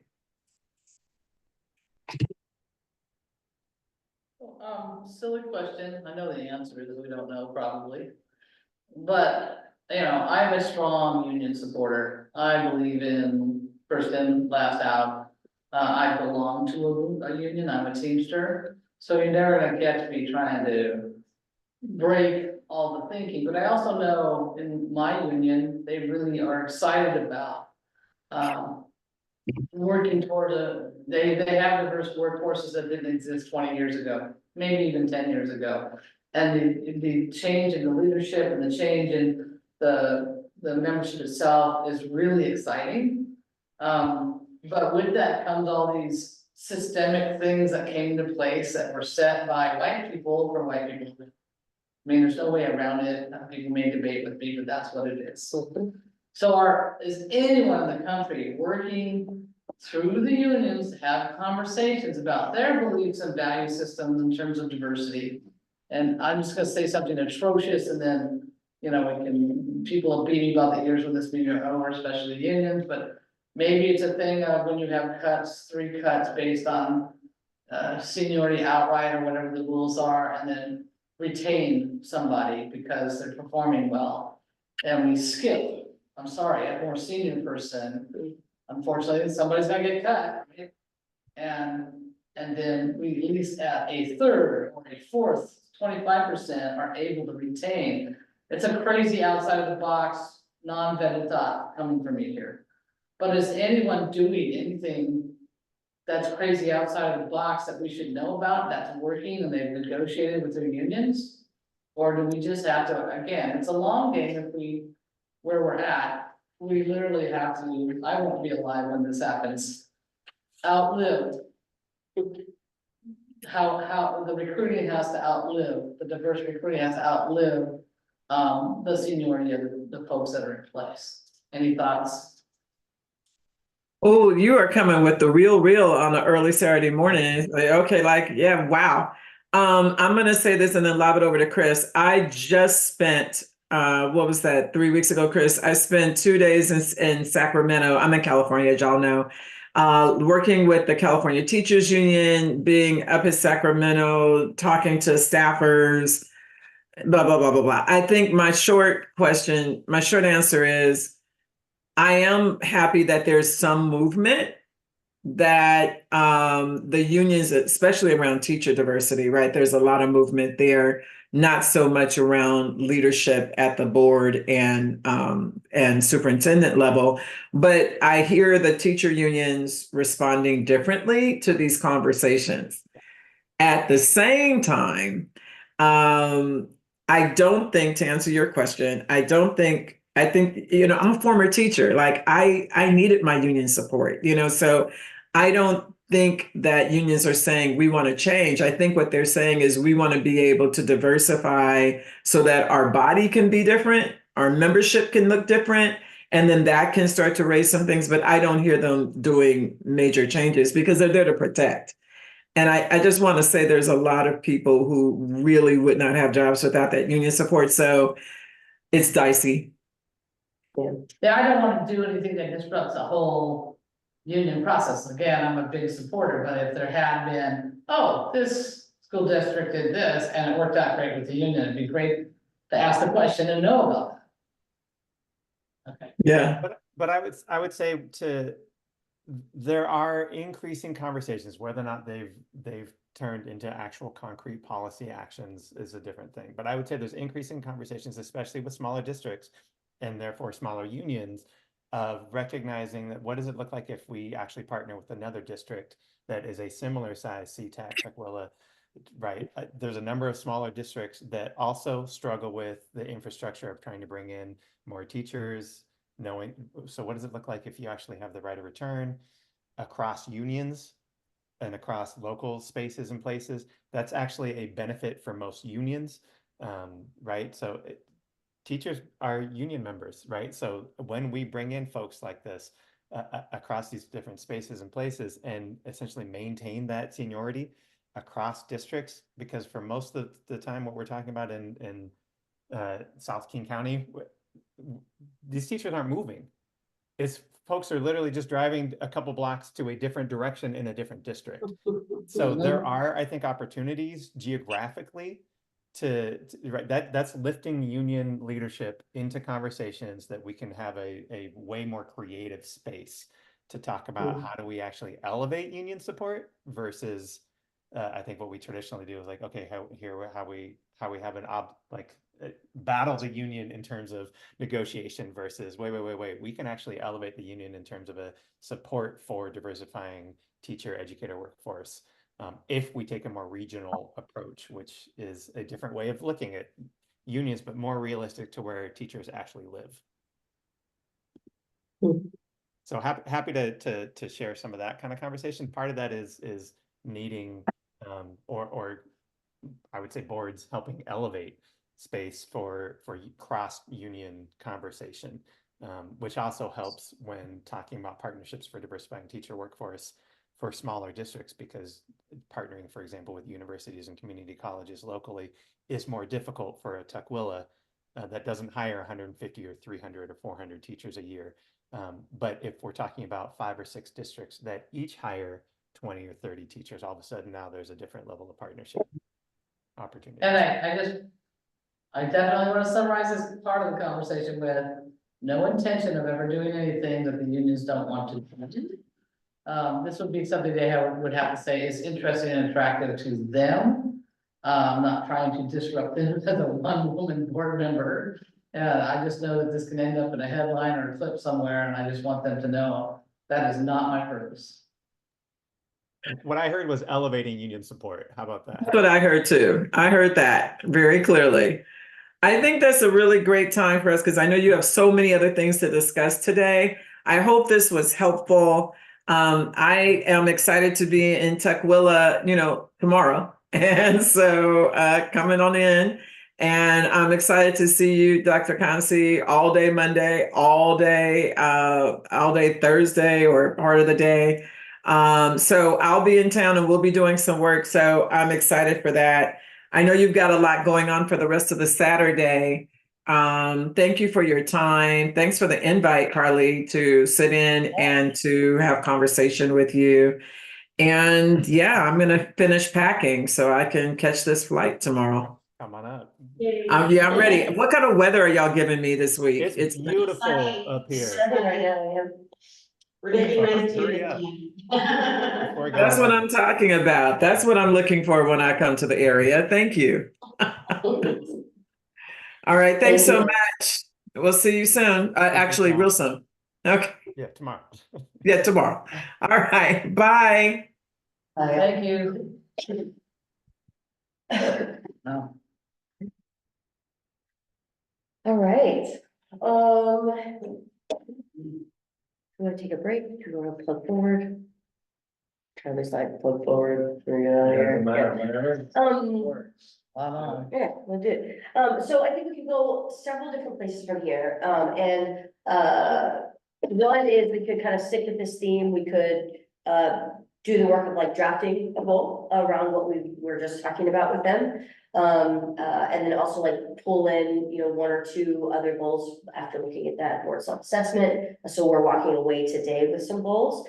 We could use the time at a work session coming up to spend an hour putting those goals together and ship to the board operating agreements. I think there's a variety of things that we could do.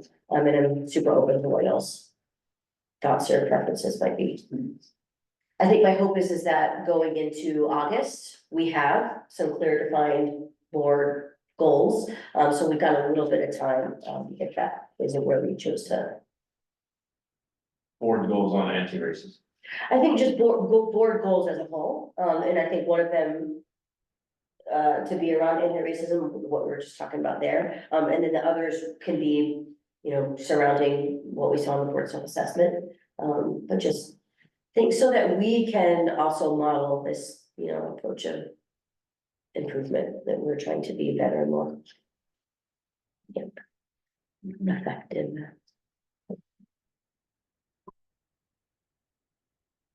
Want to grab a cup of coffee? Yeah. You bought a coffee. Thoughts or preferences over there? thoughts, meaning where should we start? Yeah, just about like what I just proposed, like, I think, I just want to get your input on how I'd like to spend the rest of our time today. Um,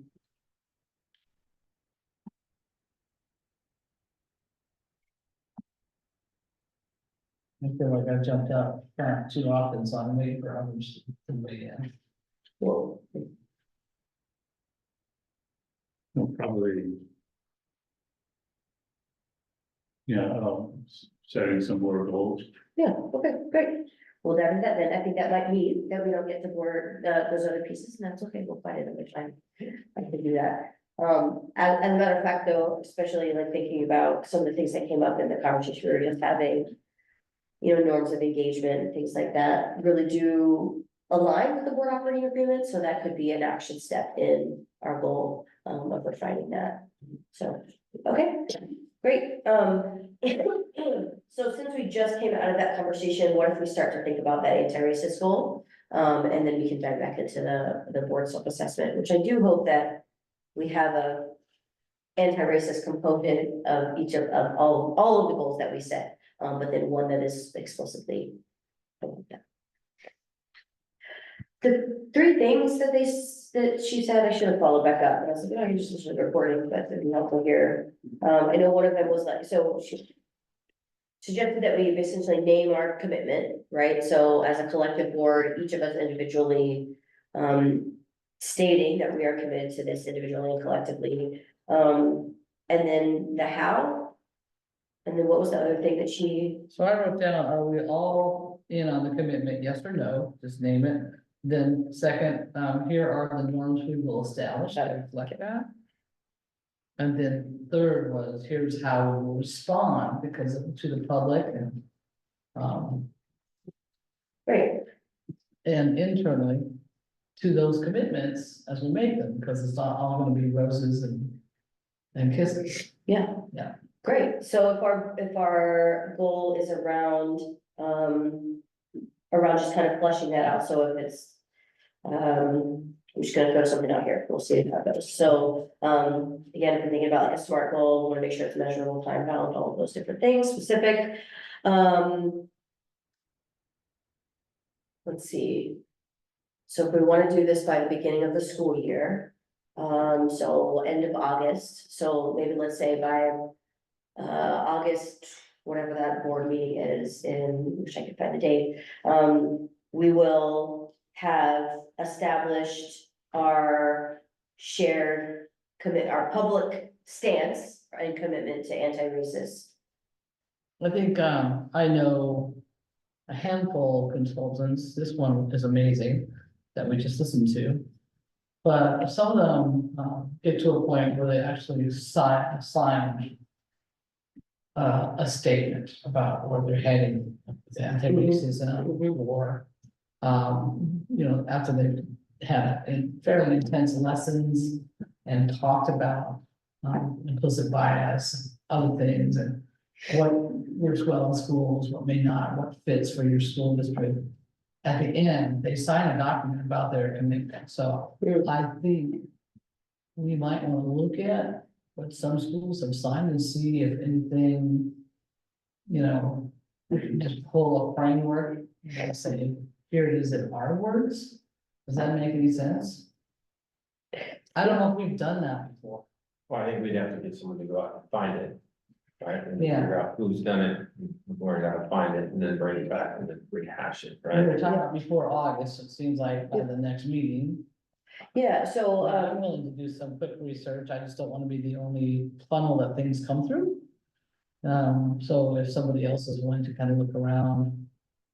And pull a couple of school boards who've made those kinds of commitments, so we just pull down what they say. yeah, the work that the superintendent advisory committee is doing, the student advisory, are they, I know that. Are they doing the anti-racist policy? Are they creating an anti-racist statement for the district? They're creating an anti-racist vision statement. Okay.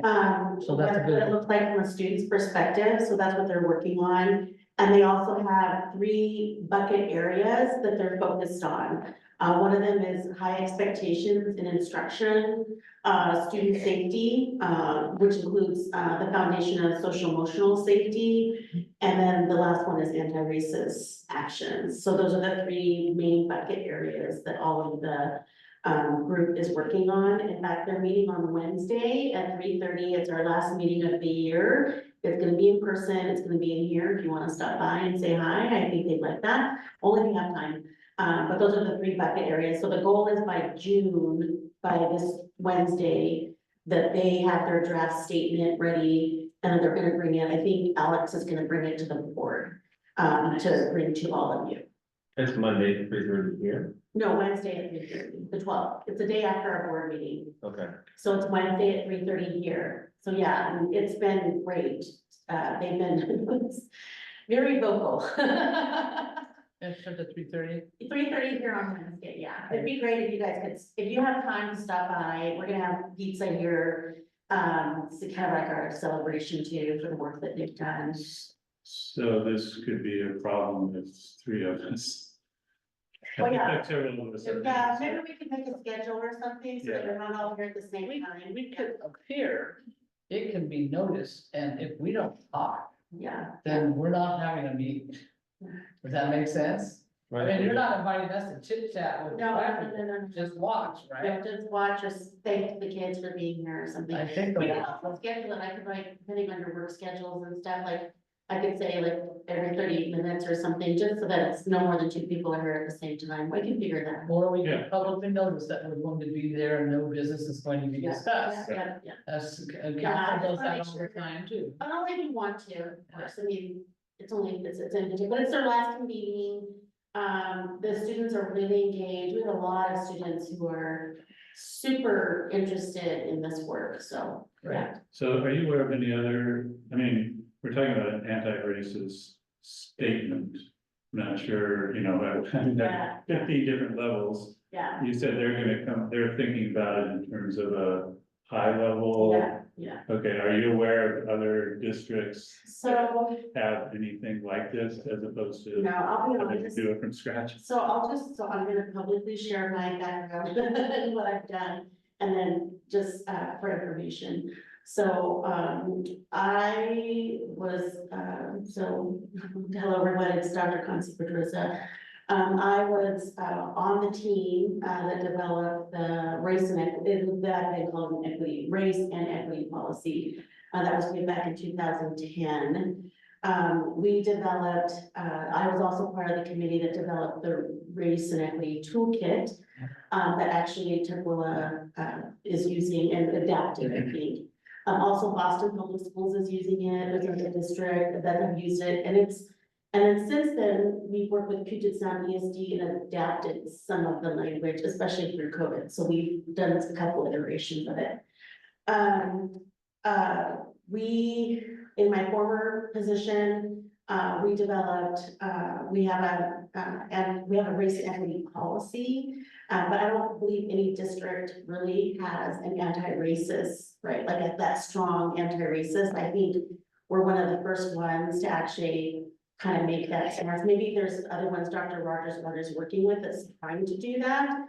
But at least I think in the state of Washington, Seattle has not taken, I mean, they have an anti-bias, culture responsive practice, but they haven't said, you know, it's more inclusion, this and that. So we're probably the only district that's really actually taken that stance to say that. I will say, that one of the things that was, pretty intentional that I drafted last year for the district with, some of my assistant superintendents and 2 board members in particular, we drafted an instructional philosophy that was really rooted in inclusion and, sort of really taking that stance. So I think that's what we're trying to do here is we're looking at, a policy revision, right, to make sure that it's updated with our appropriate language, that it focuses on, actually really calls out, active recruitment and retention. And I know there's some things in there putting a little stronger language in there. But I think the work that we're trying to really do, what we're working on right now is procedures. What are the procedural goals that we're gonna work on as a district? And I know I have, Director Larson, I do have the procedural information that you've given me, and we're gonna hopefully work with the equity leads to kind of like flesh that out a little bit, but that's work that Naomi is working on with me, is those procedures. But I think for us, the first thing we need to do is develop procedures for equity leads in schools, because I think that's the work that we really need to lift up, is the equity leads with the leadership teams in schools. That work has to be interconnected. The leadership teams should be the anti-racist drivers in the schools. That's really where the work should be happening. And so that's what we're trying to do, is create guidance documents and work with our union. That's what we're trying to work with the union too as well. We shared this with our union partners when we're talking about bargaining, is how can we work on that leadership team structure to really ensure that it really captures what we're trying to do as a district. So they are talking with us about it. It just so happens that some of the TEA leadership are equity leads. And so, yeah, so it's kind of like and that's why this meeting on Monday is gonna be really critical. So Monday, and I will say the layer of people that have really been struggling the most with the race and equity tool, just to call it out, at least have been our directors and our manager levels. Like, they really have been struggling and been honest about needing support. So I did a training with all of them last month. And we're gonna spending a lot of time from now until the end of the year, really practicing how to use the toolkit. Like, we're just gonna be practicing and practicing, because it does have to get nimble with it. And they have to start using it. And part of the thing, like, for example, when we went through, like, for example, the math, not the math, but the science adoption, having student voice and survey is a first step in equity work. When you actually have students evaluate a curriculum and you start there, right? Now, granted, the data came out kind of even, right? But then you go deeper, and then that's when you look at the teachers and they're the content experts and bring them in. That, even though they didn't call out using the toolkit, they did actually do the actions of what the toolkit says you're supposed to do, which is use that group, the student group, to kind of give you voice into what they want to see in a science curriculum, right? And that's part of the work. So we're working on those pieces just to share. And then the last piece I will say is Monday. So at 10 o'clock, we're bringing all the directors and all the managers here just by themselves, you know, because we've been doing this with the principals and the senior leaders.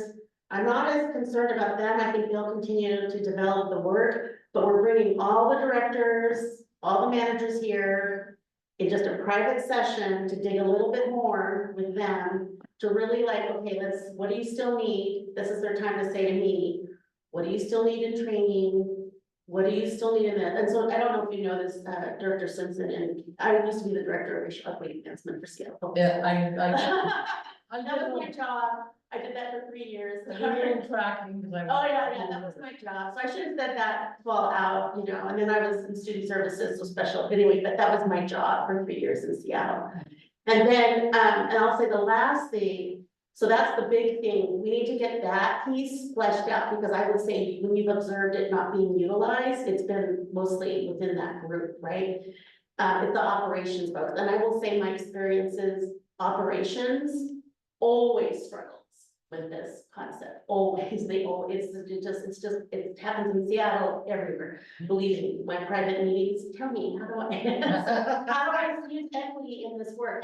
They won't tell you that publicly, but those were my private meetings, so many directors. You were the benchmark. I was a benchmark. And then I'll lastly say is that, so that's the work that's happening. What we had to do, and this is what when I met with Dr. Rogers and, we had to figure out how to bring, one of the shifts we made this year is we put the equity leads and the principals together. Because they were meeting separately, and I went to Dr. Rogers and Chris, and I said, Dr. Knaus, and I said, we need to put them together. This isn't working. They're having silent conversations. And I'm not gonna say this, but when that happens, there's a disconnect. It's not aligned. There's no coherence. And so starting in January, February, I mandated that they all come together, and they have agreed. to do that. So they have mandated to come together. And so they've been doing joint planning and joint work, looking at their school improvement plans, looking at the discipline data. That meeting's happening on Monday as well. And that meeting, the final meeting, and this is the meeting, and I think Director Proctor has agreed to come to that one because he's wanted to see it in action. And they're gonna do some planning, looking at their school improvement plan and making their goals with their leadership team for the August. So they're all coming together at 4 to 6 on Monday. So it's not instant harmony, but it's seeking common ground. It's like, we've actually had a couple schools have really done some really good work in, making some synergy and some goals and the thing that we've been talking about, promising practices, right? They've been trying to share what they have been working, and so we've made shifts in that as well. So I'm just sharing with you that there's work happening. So my question then is how, to the question of how do we support you and this, all the stuff going on? What kind of statement, so we have our race and equity, which is very old, needs to be updated, we have the students working on a statement.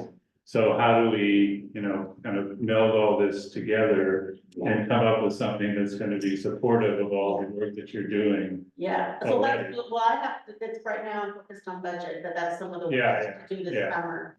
I would love to have the board, probably behoove us to have maybe a work session in August. To just talking about this work and how we want to see moving forward, because we don't have the money for it. But one of the things I've done, and I share, we're not gonna have the money to spend for outside facilities. The work's gonna be on me and the team to launch it. I've built out a structure. There's a component I'm gonna be responsible for. There's gonna be a component that Scott's responsible for. So I'm in charge of the district overall work. Scott's gonna be working with the principals, and then I'm gonna have Naomi Berto be doing the equity needs work. And so we're gonna be working all together on ensuring that all of the pieces. Yeah, to be honest with you, I don't know. We have an expert sitting right in the chair. We don't need to go find some outside facilitator. Can I make a recommendation? Because since we decided to move forward with creating our goals at this time, I want us to walk away with at least something concrete. So and kind of listening, I want to be realistic with our time. And so what I'm actually thinking is kind of obviously doing this in some smaller actionable steps. But our overall goal would be by December 2024, the board will implement practices that demonstrate our individual and collective commitment to something, anti-racism, becoming a more anti-racist district, whatever that final language is. Can be a number. And then here are some of the steps that we're gonna take to get there. Develop an anti-racist statement and vision. And I think that's something we could do by the end of August. And I think how we do that, I think we start with what the students bring, personally, especially since they're doing the work, and from their perspective, there's no reason, unless they weren't I was under the impression they were creating that for us to adopt. That's accurate. Okay, so we wouldn't be taking it from them to adopt it. That was the intent. So, maybe it's us adding our own individual, I don't know what that will look like, but I think we can figure it out. So that would be step one. The other one, and then is kind of leading into those three that Dr. Rogers Arden can now share. So establishing some shared operating norms as a board for how we will assist. I really like that they put that, might assist. And so really that's increasing how we are modeling this all in our board spaces.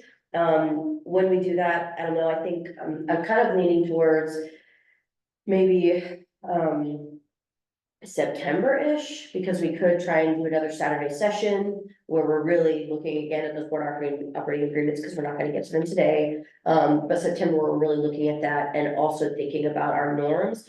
I think that personally that it would be valuable to try and get someone to come and help us think about that, whether it's there are trainings on how do you respond to microaggressions, right? So, maybe it's that, So I don't know, something along those lines, but we can talk about Maybe that. that's something we can do with Puget Sound DXD. Yeah, They have an entire racial equity department, Great. and then maybe they can bring in, from a board perspective, some training just for the board.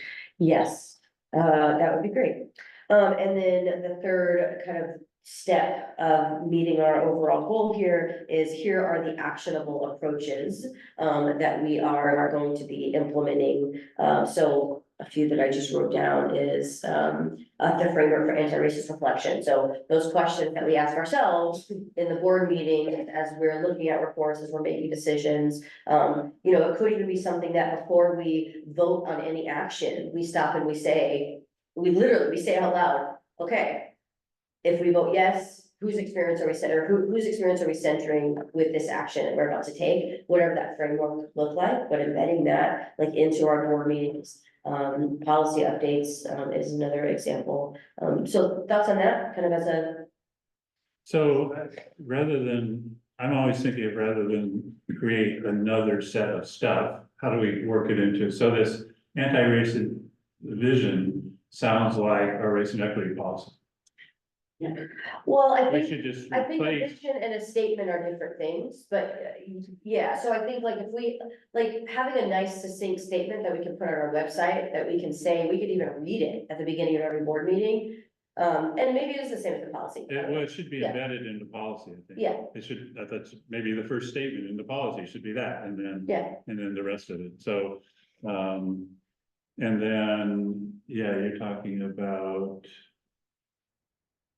Yeah, the operating norms that would fit with our operating procedures, and then, what were you talking about, framework?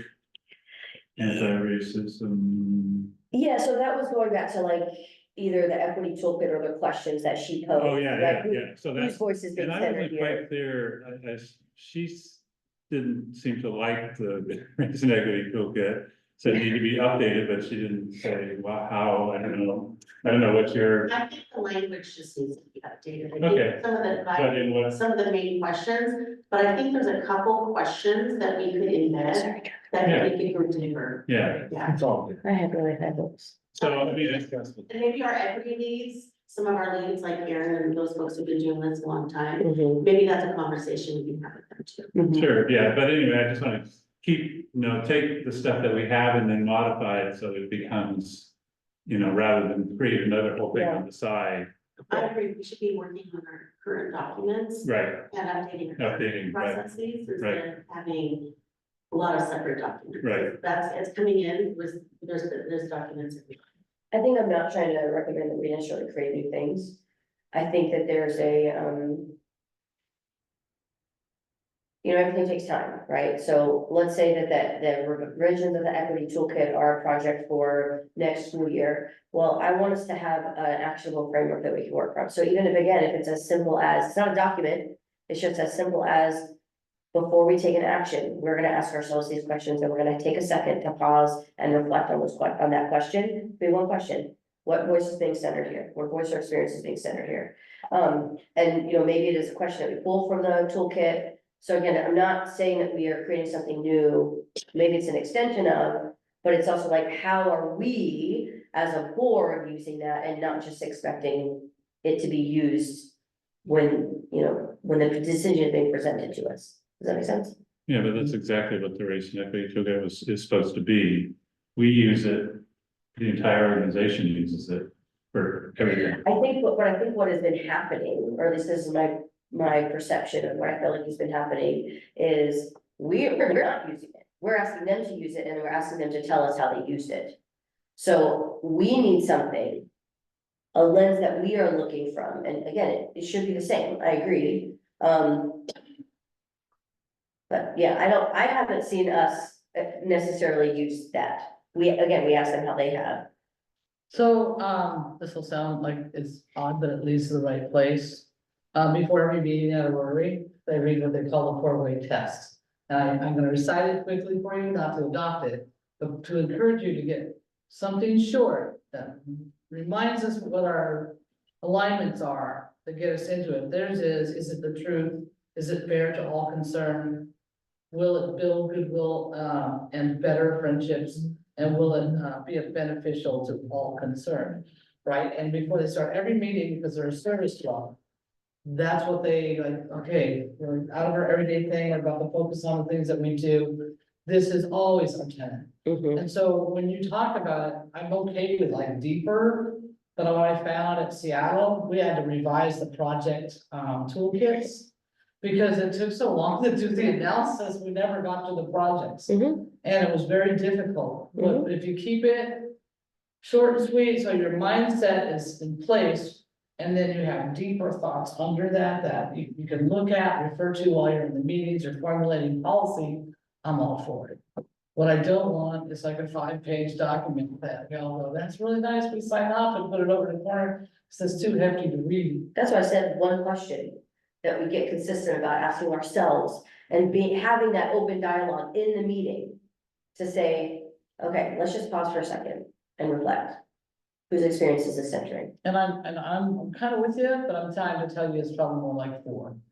I don't think if you say, is it, student centered, that'll do it for me for every meeting, right? In terms of. Oh, I'm not talking about, yeah, okay, yeah. I'm just worried about one question, but I'm so not advocating for 10 and lots of detail. So I race think and equity. I'm supporting your idea. But see, I think the race and equity toolkit is where all the questions are, Okay. right? And that is the mechanism that we are expecting our staff to use, right? Should be us using it as well. Yes.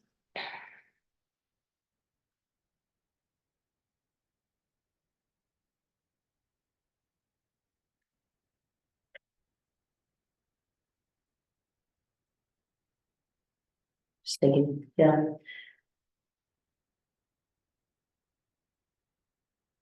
Okay.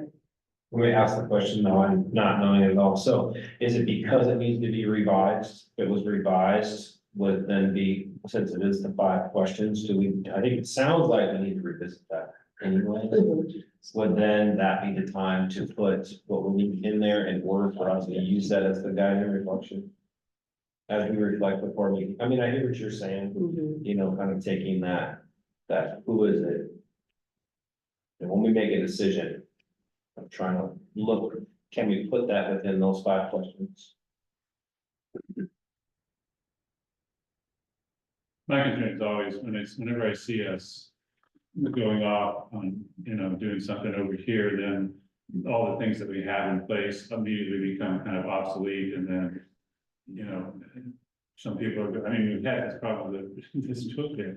There's a couple of them going around in the district, and so I could, one group was using one of them, one group was, and then you kind of hold them, this wandering, it's.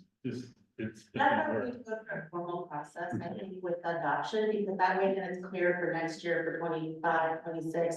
This is our policy, this is our procedures, this is our toolkit, this is our, and that's the work we're working on right now. It's taking us a little bit more, I'm being honest, it's taking us more time because of the budget, but, it's work we're committed to doing over the summer. So this is actually pretty good boilerplate. We can throw out what we don't want and put in what we do. But you look so pensive, like this is so not in direction. You would think, No, it's Oh. not that, at all, I don't know, maybe I need to keep baking over, but that is not gonna be the first step in our plan and our goal anyway. Right. So we could actually revisit this conversation in a work session in, you suggested August, maybe early September, depending. Yeah. It might bake into our statement though, so that's interesting with what the students are coming up with. And I hope with what we hear from faculty and staff, and I hope with what we're hearing from the public. Yeah. Should I think part of it too, maybe where I'm kind of going is like, how are we building our muscle of awareness around anti-racism? Not just going through a checklist, right? And to me, the muscle building is the conversations that we have and the willingness to pause and reflect, and not necessarily, okay, let's ask this question, now let's ask this question, let's ask that question. So for me, it's about how are we developing and modeling, also demonstrating that we are building that muscle and not just checking some boxes. So I think that's what my pensiveness, I'm just grappling with that, because I just don't want it to feel. Wrote. Yeah, it's, here, no, that's exactly. been the problem that we've had, that I've had a problem with this, the application of the toolkit. Is questions get answered, but there's not quality answers, I mean, there's no depth to it. I mean, Right. you can do it, that's the definition of, check, yeah, we thought about Yeah. that, well, how did you think about it, what did you think about Yeah. it? Tell me the details, that's the whole thing. So I guess how can we build in enough space? If y'all want us to grapple with those 4 questions, or those however many questions, every time before we make a decision, how are we gonna embed that in? How are we gonna build time for that into our spaces? That was the only reason why I recommend like, even just narrowing it down to like one thing that we're really centering. But so how do we do that? How do we Well, and operationalize that? we could start, I mean, because. As we constantly say, this takes time to embed this, so, yeah, I mean, the first question is, who are the underrepresented groups, for example? And Okay, like, so that's to your point of who, what voices have been heard, and so, and if you just start with that. I mean, it's gonna take some time Mhm, to get a quality answer to that one. mhm. And once you've got that, then you move down to the next well, one, the first so, one isn't just who are they, it's how are they, who are active, right, it says affected, right, that's a really important consideration. right. So, I'm with you here, and I'm with you on, some mechanical weird thing that we don't feel from the heart. Well, and I've seen it happen too many times over the years, it will be literally a checkbox. Yeah, we asked this question, okay, and tell me more. So on the projects that I work at King County, I literally have to embed that answer, not in some EIR report, but in my charter. Mhm. I have to do those assessments as I move through, so if we get a memo from staff on some policy that we're heading towards. They literally say, under these tenants, we went and talked to these neighborhoods, do this thing, and we understand it will impact these people, right? And so it's answered on the way to you, so you're not checking the box and you're looking and going, oh, I see. And how they do that is, That question, the impact and who's being censored are actually very different questions, right? So I think about who's being impacted or whose experience is being centered the most. Those are 2 different questions to me. I agree, but I'm reading this thing and it says, who No, are underrepresented groups affected by this? That's what the first one says. no, yeah, I understand That's that. why I made the point. Yeah. Yeah, not just who are the underrepresented groups in general. Okay, so if we want to engage in the activity, as she was saying, it's updating some stuff. Yeah. Fine, and simplify, it's easy. yeah, We would, though, ask the district staff and committees to do that, right? We wouldn't be doing that ourselves. Right? which I certainly like to, yeah, I mean, I'm really curious to see what the students come up with. Yeah, And my biggest goal is not to overburden staff or students or anybody else with yet one more bureaucratic stop on the way to doing something. So the more infused this is and everything that we do, the happier I'm gonna be. I think one of the things that I'm listening to is, making sure that our memos and reports, that's always in there, right? So that's one thing. And even then, and I agree, the quality of equity analysis is all over the place, which is why I had to take training with Betty, right? All those pieces, and I'm gonna have to do it again and again and again, so, it is true. But I do think centering a few of those questions and having people, and then the other thing, what you do have the power to do as a board, just reminding you, is if it's not to the level that you want it to, sometimes I know there's some compliance things, but is it really gonna hurt us? And then we have a challenge because we only have one board meeting a month, so I will say that is a challenge, so we have to kind of look at that, but maybe it's behooves us to move some things up. Because if it's not to the level that we are all agreed to, say no and tell them to bring it back. I'm just saying that is in your purview as a board. We've done that on rare occasions, but yeah, we could probably, You can do it more, keeping in mind that there are certain Yeah, deadlines right. that might succeed. Pieces are, Yeah. and then that's my job too, is to work with Yeah. my team more. I mean, I'm trying to build their capacity at Yeah. the same time, and then the accountability, so that I will build the capacity while you bring in some accountability. Yeah. At least accountability conversation. For timeliness, we can always just build in pending. So this is approved pending you do this action or a proviso. You go back as if they hadn't thought it through and produce something that says you thought about it and put it into this project or proposal, then it's approved, so they don't have to come back to this. There are different ways of. I think doing this is all leaning back to us putting the work back on the staff versus the board Mhm. doing the reflective work to build our own awareness and our own muscle around these things. Like, yes, we want our staff to be doing that also, but I think this is all, this goal is about how we Mhm. are operating as a board, right? So, This Yeah. goal is to write our own commitment. The Yes. staff's not gonna write our commitment for us. yes, it's All we about said was writing let's our own. look at some of the tools at our fingertips to form that, that's. Yeah. Okay, so how do we feel about the goal of by December 2024, the board will implement practices that demonstrate our individual and collective commitment to anti-racism? I'm okay, is there a reason why we're putting it off through December? Because I'm thinking about the scaffolding to help us get there, so because we can't just do it all at once, we can't do it by the beginning of the year, we just can't. And we don't have enough meetings. By August, we're gonna have an anti-racist statement and vision that is coming from the student group. By the end of September, we're gonna have met at a work session to talk about the board operating agreements. We're gonna infuse how we assist each other when when there's harmful things that are said or alluded to, or biases or microaggressions are coming to our meeting. And then the fourth one are the third one is the actual approaches. And that's where the toolkit or whatever that reflective question is that the board is gonna ask ourselves, that'll be coming in. It also might include like the changing the contract language, which of course will happen in June. So that'll happen much sooner. I wanted to just give us some spaciousness to actually have the time to concretely develop some of those things.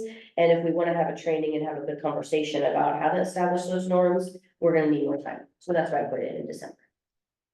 I can move it up. I just don't want to, I don't want it to be the beginning of the school year. I think that's too soon. And I'm just letting the board know that I have a graduation to go to, so I'm excusing myself. Be excused. And Scott's gonna be in here to just close down everything and pack up everything for the last 30 minutes, so I want to thank you, Chief Whippet. Of course. And then I'm gonna get out. Yeah, and try to keep that sail traffic. Down to what we try to keep us on track, good luck.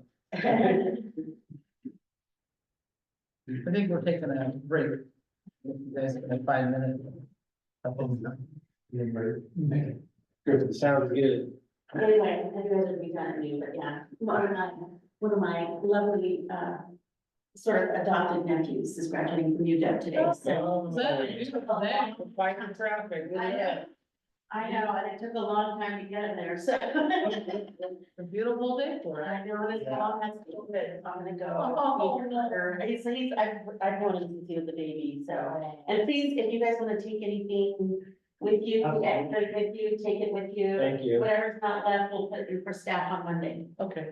Perfect. And Scott's gonna pick up my computer and everything, so thank you. Thanks for sharing what you did. Yeah, it's hard to get, those of you who came in, you don't know my background. Well, I looked it up. And I know. more fun when you fill it in. Some people look at that, and some people are like, what does that even mean? It means a whole lot. We're very lucky to have you. Yeah. I'm gonna grab one donut. I Yeah. should have done one. Well, I'm gonna actually keep- Oh, yeah. They won't get any pressure. Yes, sir. Please do it, really good.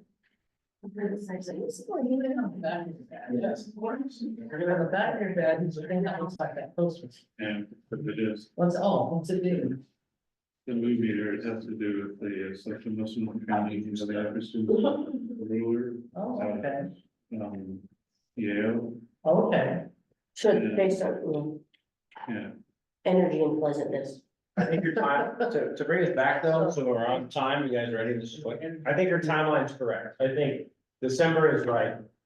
I will agree with you because of the steps that are in there. We could, and also taking in mind that we're gonna be dealing with budgets a lot and also other issues in staffing and some other things that we need to still address. So I think that's a fair by the December, so we'll do the 2025. We should have a good statement that'll guide us forward, would be my agreement. Unless you guys have other thoughts. But I think sometimes we take on more, if we're gonna take on something more, then we have to take on something less. So I'd rather just do it in increments, because we're gonna have to do increments of other things along the way. And I'm comfortable with supporting what you propose.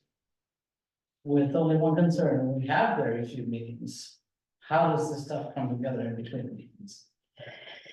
Yeah, I think that's part of what we need to figure out, actually. I think that there is, so one of the things I've asked Deb to look into is, how other districts do committees. And figure out what ways we can start to do that so that it increases our individual board.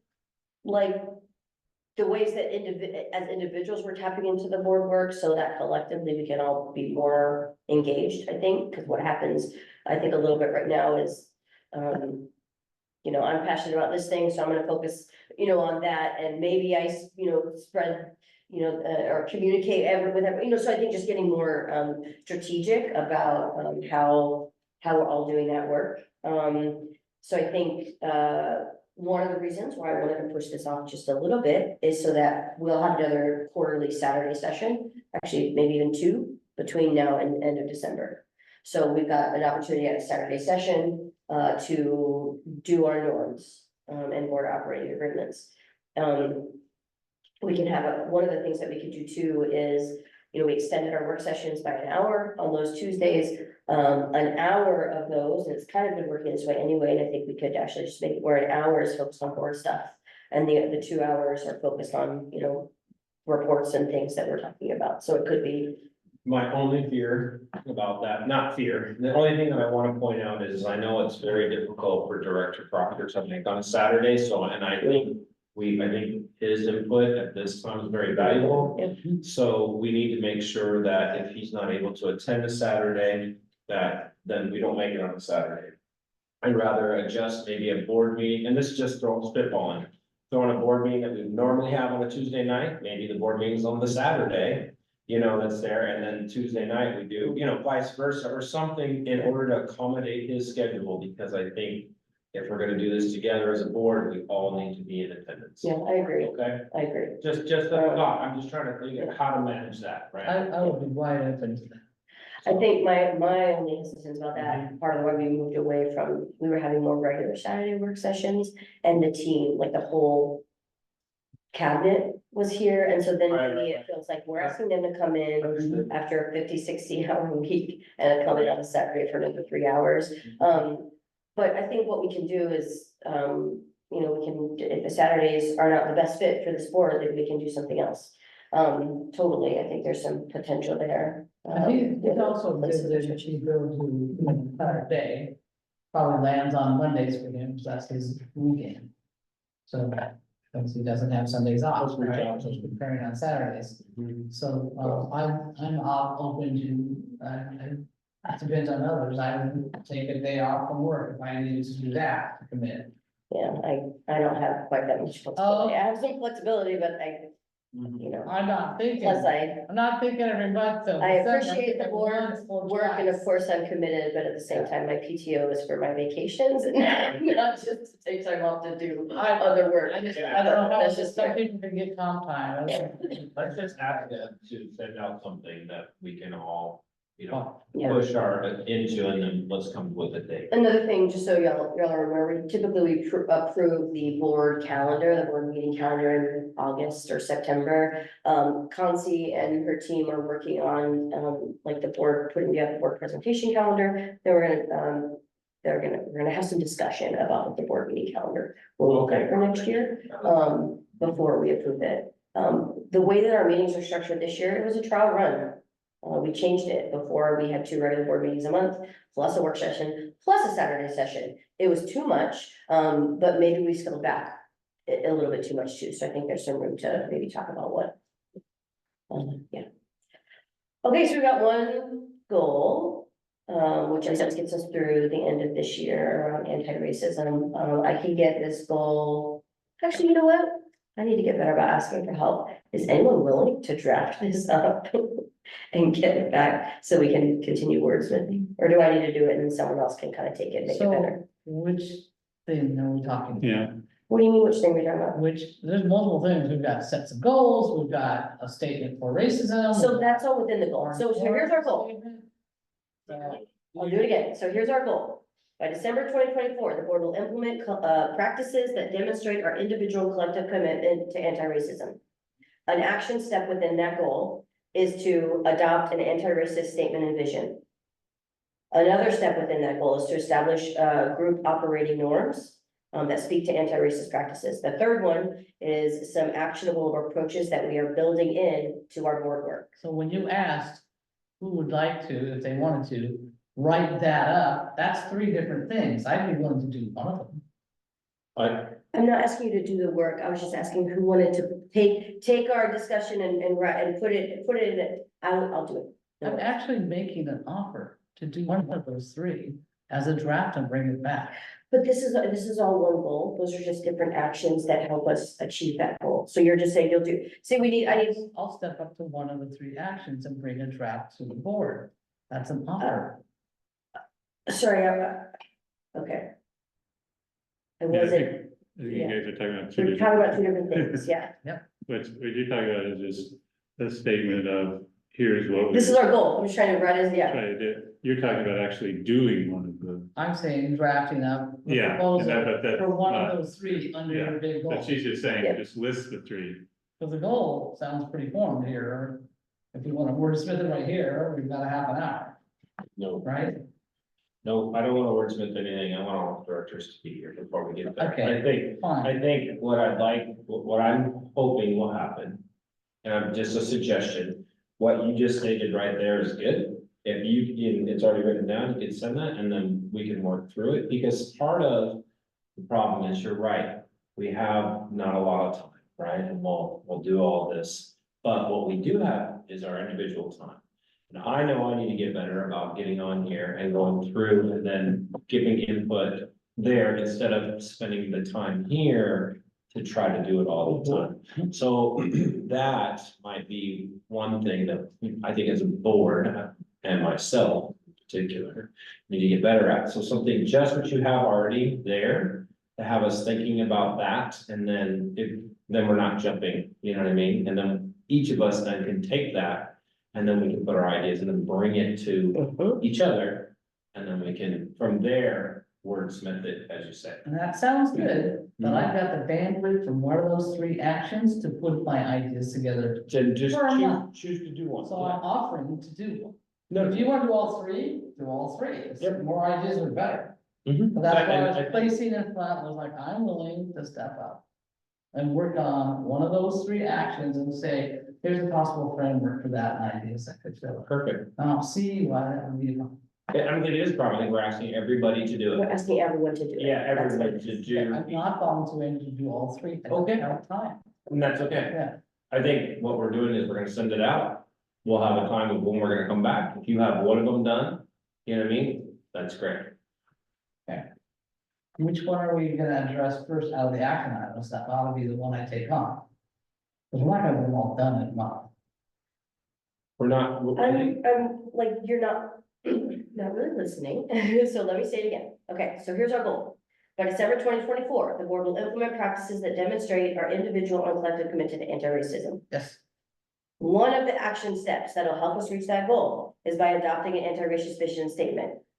The date that I put here is by the end of August.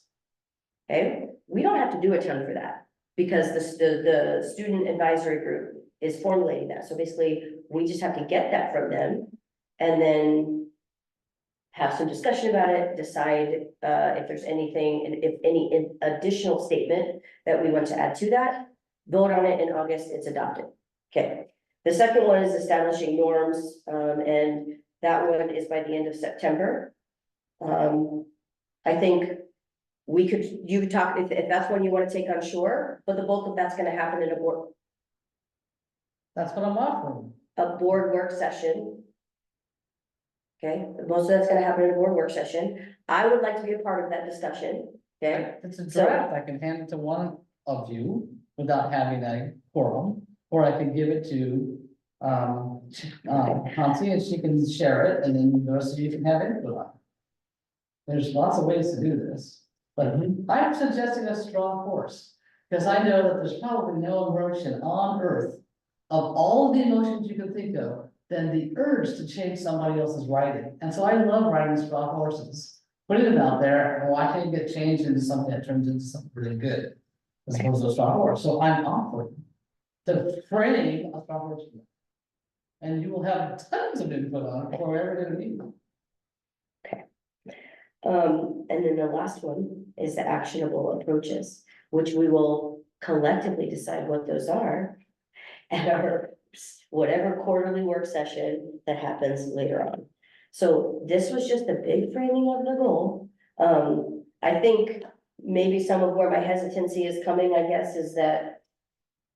I just don't think there's as much of a thing to, like, there's not a ton to outline, so, but please do, and then share it back with us. In the meantime, I'll put all of that in a thing, so that it's in writing. I'd like to see what you come up with just as far, because we all learn different, right? It's We all do things differently, so if you wanna come up with something and present it to us and we just get the scramble through, It'll be- super, let's just see how, cause I know how I learn, you know what I mean? I Yeah. know how she learned, so I would just at least try it that way, and let's just see what comes of it, that would be It'll great. be imperfect at best, I'll send it to Concy, I'll share it with you, I do not wanna talk with you guys until we have a meeting. Mhm. I'll talk with one of you until we have a meeting, cause I don't wanna form a quorum. Let's just see, That's it. we're just learning how to ride together, I get it. Cool. Perfect. And my other thing is if I'm gonna, as we're doing these, I don't want these to be just kind of separate from all the things that we've done. So the first one is, we're gonna get the student one. Yep. And probably pretty much go with that, I suspect. Yep. The second one, the operating norms, we have some, But we need to deal with. so, yeah, make sure that those get version, and the third one is the tool, well, I guess, let me go back to the first one, the only thing is, how do we push that into our race and equity, policy, which also needs updating. Which I That think could- is an actionable, that's That could be a part of- separate, that's a separate. part of action. step 3, Yeah, yep. yeah, so that's okay. Yep. And then the third one is how did it fit into the toolkit kind of thing, so. Which we need to update the toolkit, Right, therefore, right. we're gonna update the toolkit, Right. we need to have a statement Yeah. created already in order to do that, so Right. that we know how to drive the Right. toolkit, right? I just wanna make sure these things all get connected Super. back. That's why it's all under one goal, and we're not thinking Right. about 3 individual Right. goals. Those are 3 individual actions that come up to make this goal. Right. Yes. Okay, We agree. we did it. So we can try this again with another one, or we can call it a day. What would y'all like to That's do? 20 minutes left. Yeah, let's do it, what do we got, what's the other one? I don't know, I think that's for us to decide. So thinking about some of the reflections of the board self-assessment, where would you like to see us put our energy in improving? I think we need to get community input somehow, you know what I mean, and I think we're doing some. But Sarah, I kind of want to think going forward. And how we can better do that, you know, how do we get more hands raised at the meeting, how do we get more people in here? How do we do, cause you know, what I walked away with today is, you know, accessibility to people. You know, our board meetings are at night, they're at the school district. Well, number one is some people not have a car to get here, some people work at nights, you know what I mean? There's so many other things, so how do we better accommodate that as a board? You know, that would be one thing that I would like to work on, and I can even be, you know, and we're talking about going forward.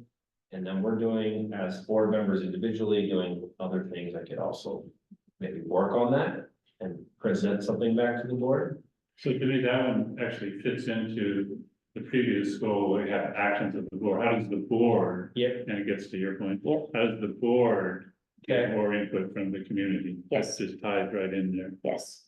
And I know a whole bunch of thoughts, I think a lot of different ways we could do that, but yeah. That would be cool, and I think that, that would be something, working towards. Also, what I wanna walk away to today, and I'm not sure if you guys are also thinking about this today, but writing something into the superintendent's contract. That Oh. is something. we can- Around anti-racism. Yeah, Yeah. actionable. Cause it's not signed yet, we can do something on, that's an actionable thing that we could come up with as a board. I think it was a great idea, and although I think it was complimentary, all this conversation about 20 years, all contracts are amendable. So there's no run with scissors on this, if you Mhm. need to get her signed and moving, fine. If, I think Yeah, she'd be discuss open it. to do it at any point in time, Yeah. I get where you're going with, I'm just Yeah. thinking if we're gonna take an actionable act. You know what I mean, that's just something that we could look at, whether it happens within this time, cause we can always. Amend something, I agree, but I think if it's not stated and written down and saying we're gonna do it, then we need to. So I think that is an actionable approach within our previous goal. And that's something that we can for sure do by June, so I'll go ahead and write that into the goal and also let Deb know. That that's what we would like to do so that she can kick it back to the legal folks and Aaron and get that written in before we see it at the end of June. Well, and I think the other person, I think Conti is actually an expert, Yeah. he could probably develop the I would language. expect. I mean, probably, any yeah. contract has to be an agreement between the two parties. Mhm. In this case, she's an expert on that, she could probably come up with the best line, and then pass it by legal, of course, but Yeah, I think she would be. Easy. Okay, so are you thinking as far as, so increasing participation and opportunities for input? So two things I'm thinking around that. What would be the timeline? Are we thinking for like next school year? correct. Okay, so the 2024-25 year, and, what would be the measure there? I think it's a great question. So just off the top of my head, it would be, we measure what we did for the 23-24 or 24 school year, right? Or and we take, and then we see, somehow we have to figure out what worked and what didn't work.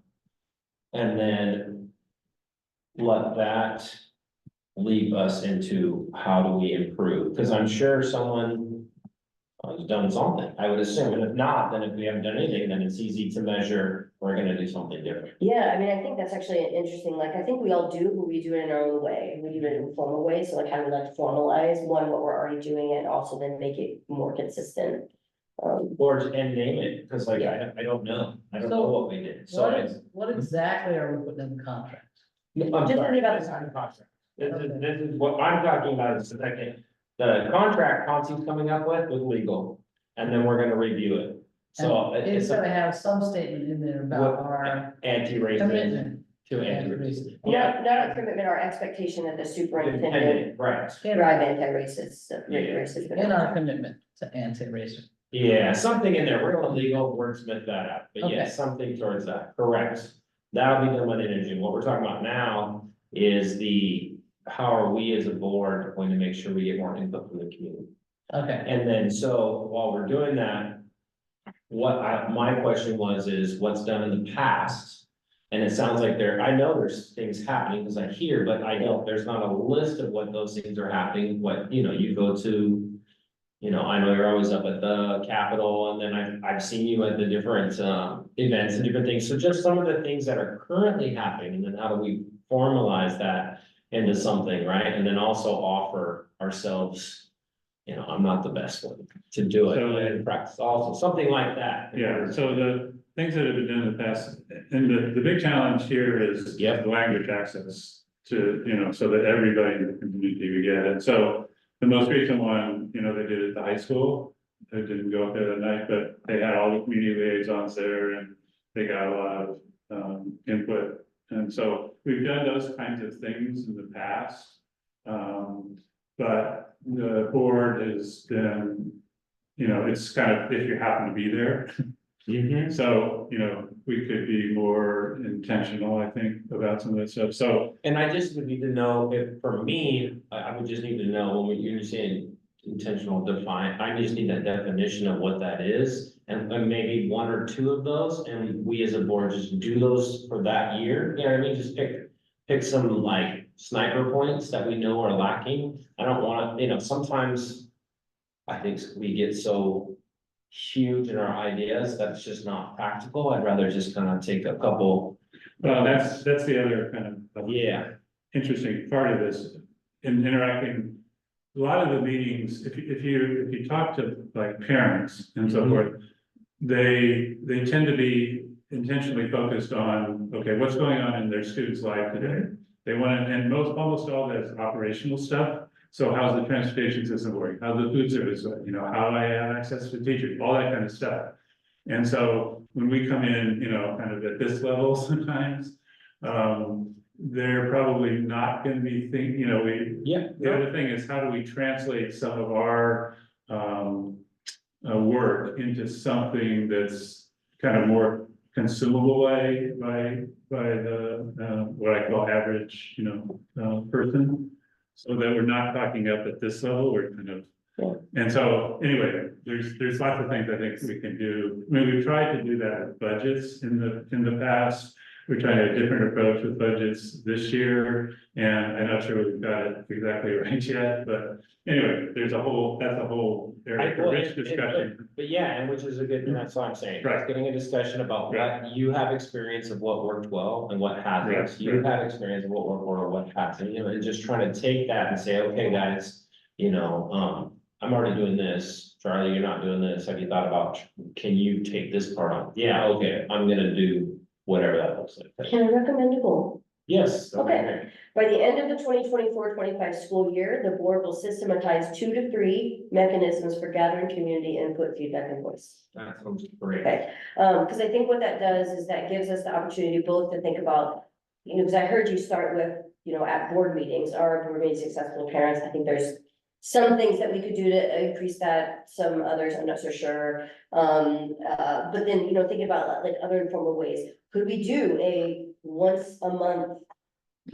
you know, listening session where there's just 2 board members there and then those board members are responsible for reporting back? So like, there are some other ways that we can gather input outside of the meeting. I know that that's what I'm really interested in.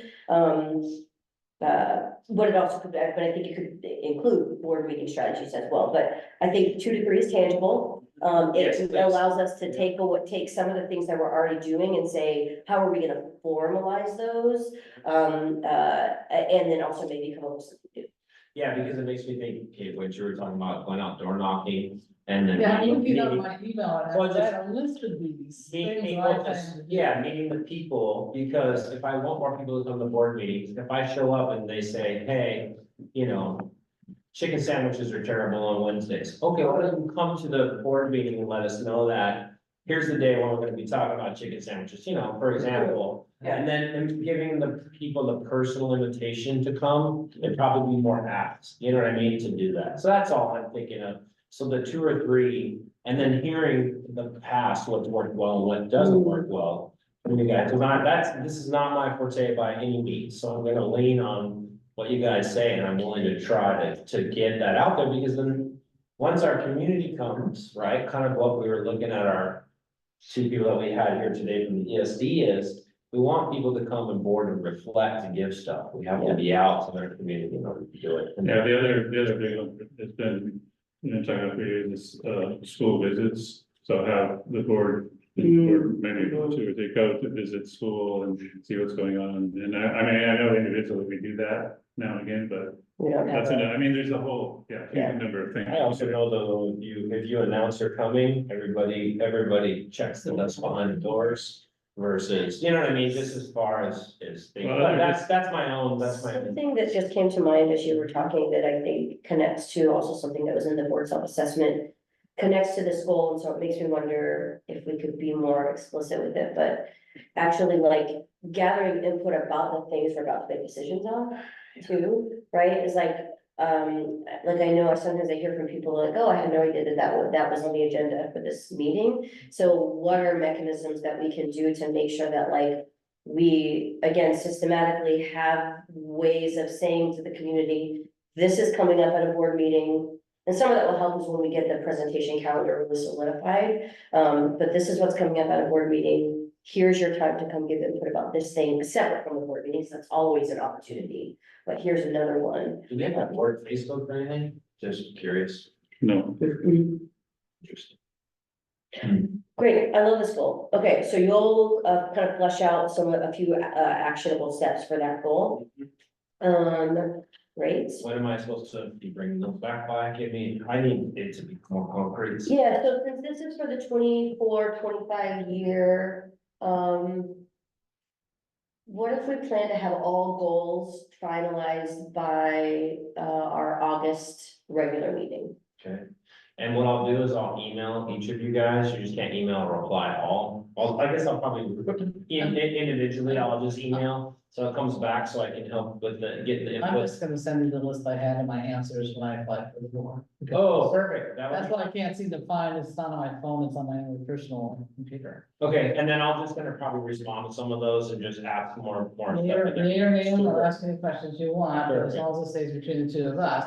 Exactly, I'm figuring this out, you're right. So I think then I will make sure that and we can. When we're setting the agenda for the August Yep. regular board meeting, Yep. we will have an action that is approving the board's goals for the year. Does that feel? Okay. I think that's a good Okay. plan. So we need one, I would like one more, and I recognize we only have 6 minutes. But what else was kind of jumping out to those? Whatever it is, we should assign it to Proctor. I like that one. so the other one is just kind of unique to where we are today, but around our finance, situation. And I've been thinking, how do we, the question has come up. How did we get here, which we talked kind of a lot about, but more importantly. What is it that the board's gonna monitor going forward to make sure that we never get here again? I think that's a great question. And I have some ideas in that, I actually have been talking to somebody in the community about that as well. So anyway, that's my. I think that's a great goal. or great- And I think it can be very, obviously, we'll need to do that in consultation with the Yeah. chief financial officer and Nancy, but yeah. Great, Dave, you said you already had some ideas on that. You wanna formulate something and bring it in there, and then we can start working on that, cause I have some ideas for that also. Okay, yeah. Yeah. I mean, that's one we'll obviously need to, even. Well, let's see, I think, when are we, at our next meeting, I think we're 2024 update, I think that may include the discussion from the CFO correct. about that as well, so. Yeah, feel free to send me any ideas and then we can actually just talk about it right there and that's what I think. Great. So if you would mind also just kind of maybe crafting that into a SMART goal, for us to look at, for us to be able to approve at the end of August, with a few action steps. I think it can be the first phase, of, what are these accountability mechanisms moving forward? Because there might be like the accountability mechanisms for getting set up by conditions. And then as well as like the. Well, we kind of know that how to get out, but the question is, how do we monitor? Yeah, how do we make sure that we never? How's our financial health gonna be Yeah, at our yeah. 6% running Yeah, that we're supposed to be? Cool. Yep. we should, let's see. Okay, so I just put something together and send it. Send it to Nancy. Oh. Or you can. Are we going send it to there. Nancy? No, we don't have to go through for this. So if you send stuff out and we start replying. So just No. BCC the board, that way when someone responds, it just goes to the person that sent it. That's good. We can work in Google Docs, so you can create these things in Google Docs. You So can I- send a message to the So I board. don't understand what you're saying, it's late, we're at the end of the meeting, I'm gonna send information to Constance to send it out. You don't know what a BCC is? Like, so. This is a weird conversation we're having, we're closing a board meeting. Hmm. I have a process, I already stated, I'm gonna follow the process. I will speak one-on-one with one person, I'm not gonna. Give So them the a chance of process- breaking the law, cause. of The process isn't to go through Consi for this necessarily. So yes, you can send individual board meeting, you can No, I send individual believe meetings. you and I should speak offline. Thank you. You can send individual board meetings to folks, or individual emails to folks. You can also just BC, so you can send one email, because that's also your time to not have to email everyone individually. The point is that we cannot email back and forth as a collective group. Okay. It is 11:58. Any other last thoughts? All right, we'll move to adjourn our meeting. So moved. Second. All in favor? Aye. Aye. And if you would just go ahead and, Since that people were kind of, salary range, well, go ahead and stop the It's about. recording Perfect. and, yeah. That works.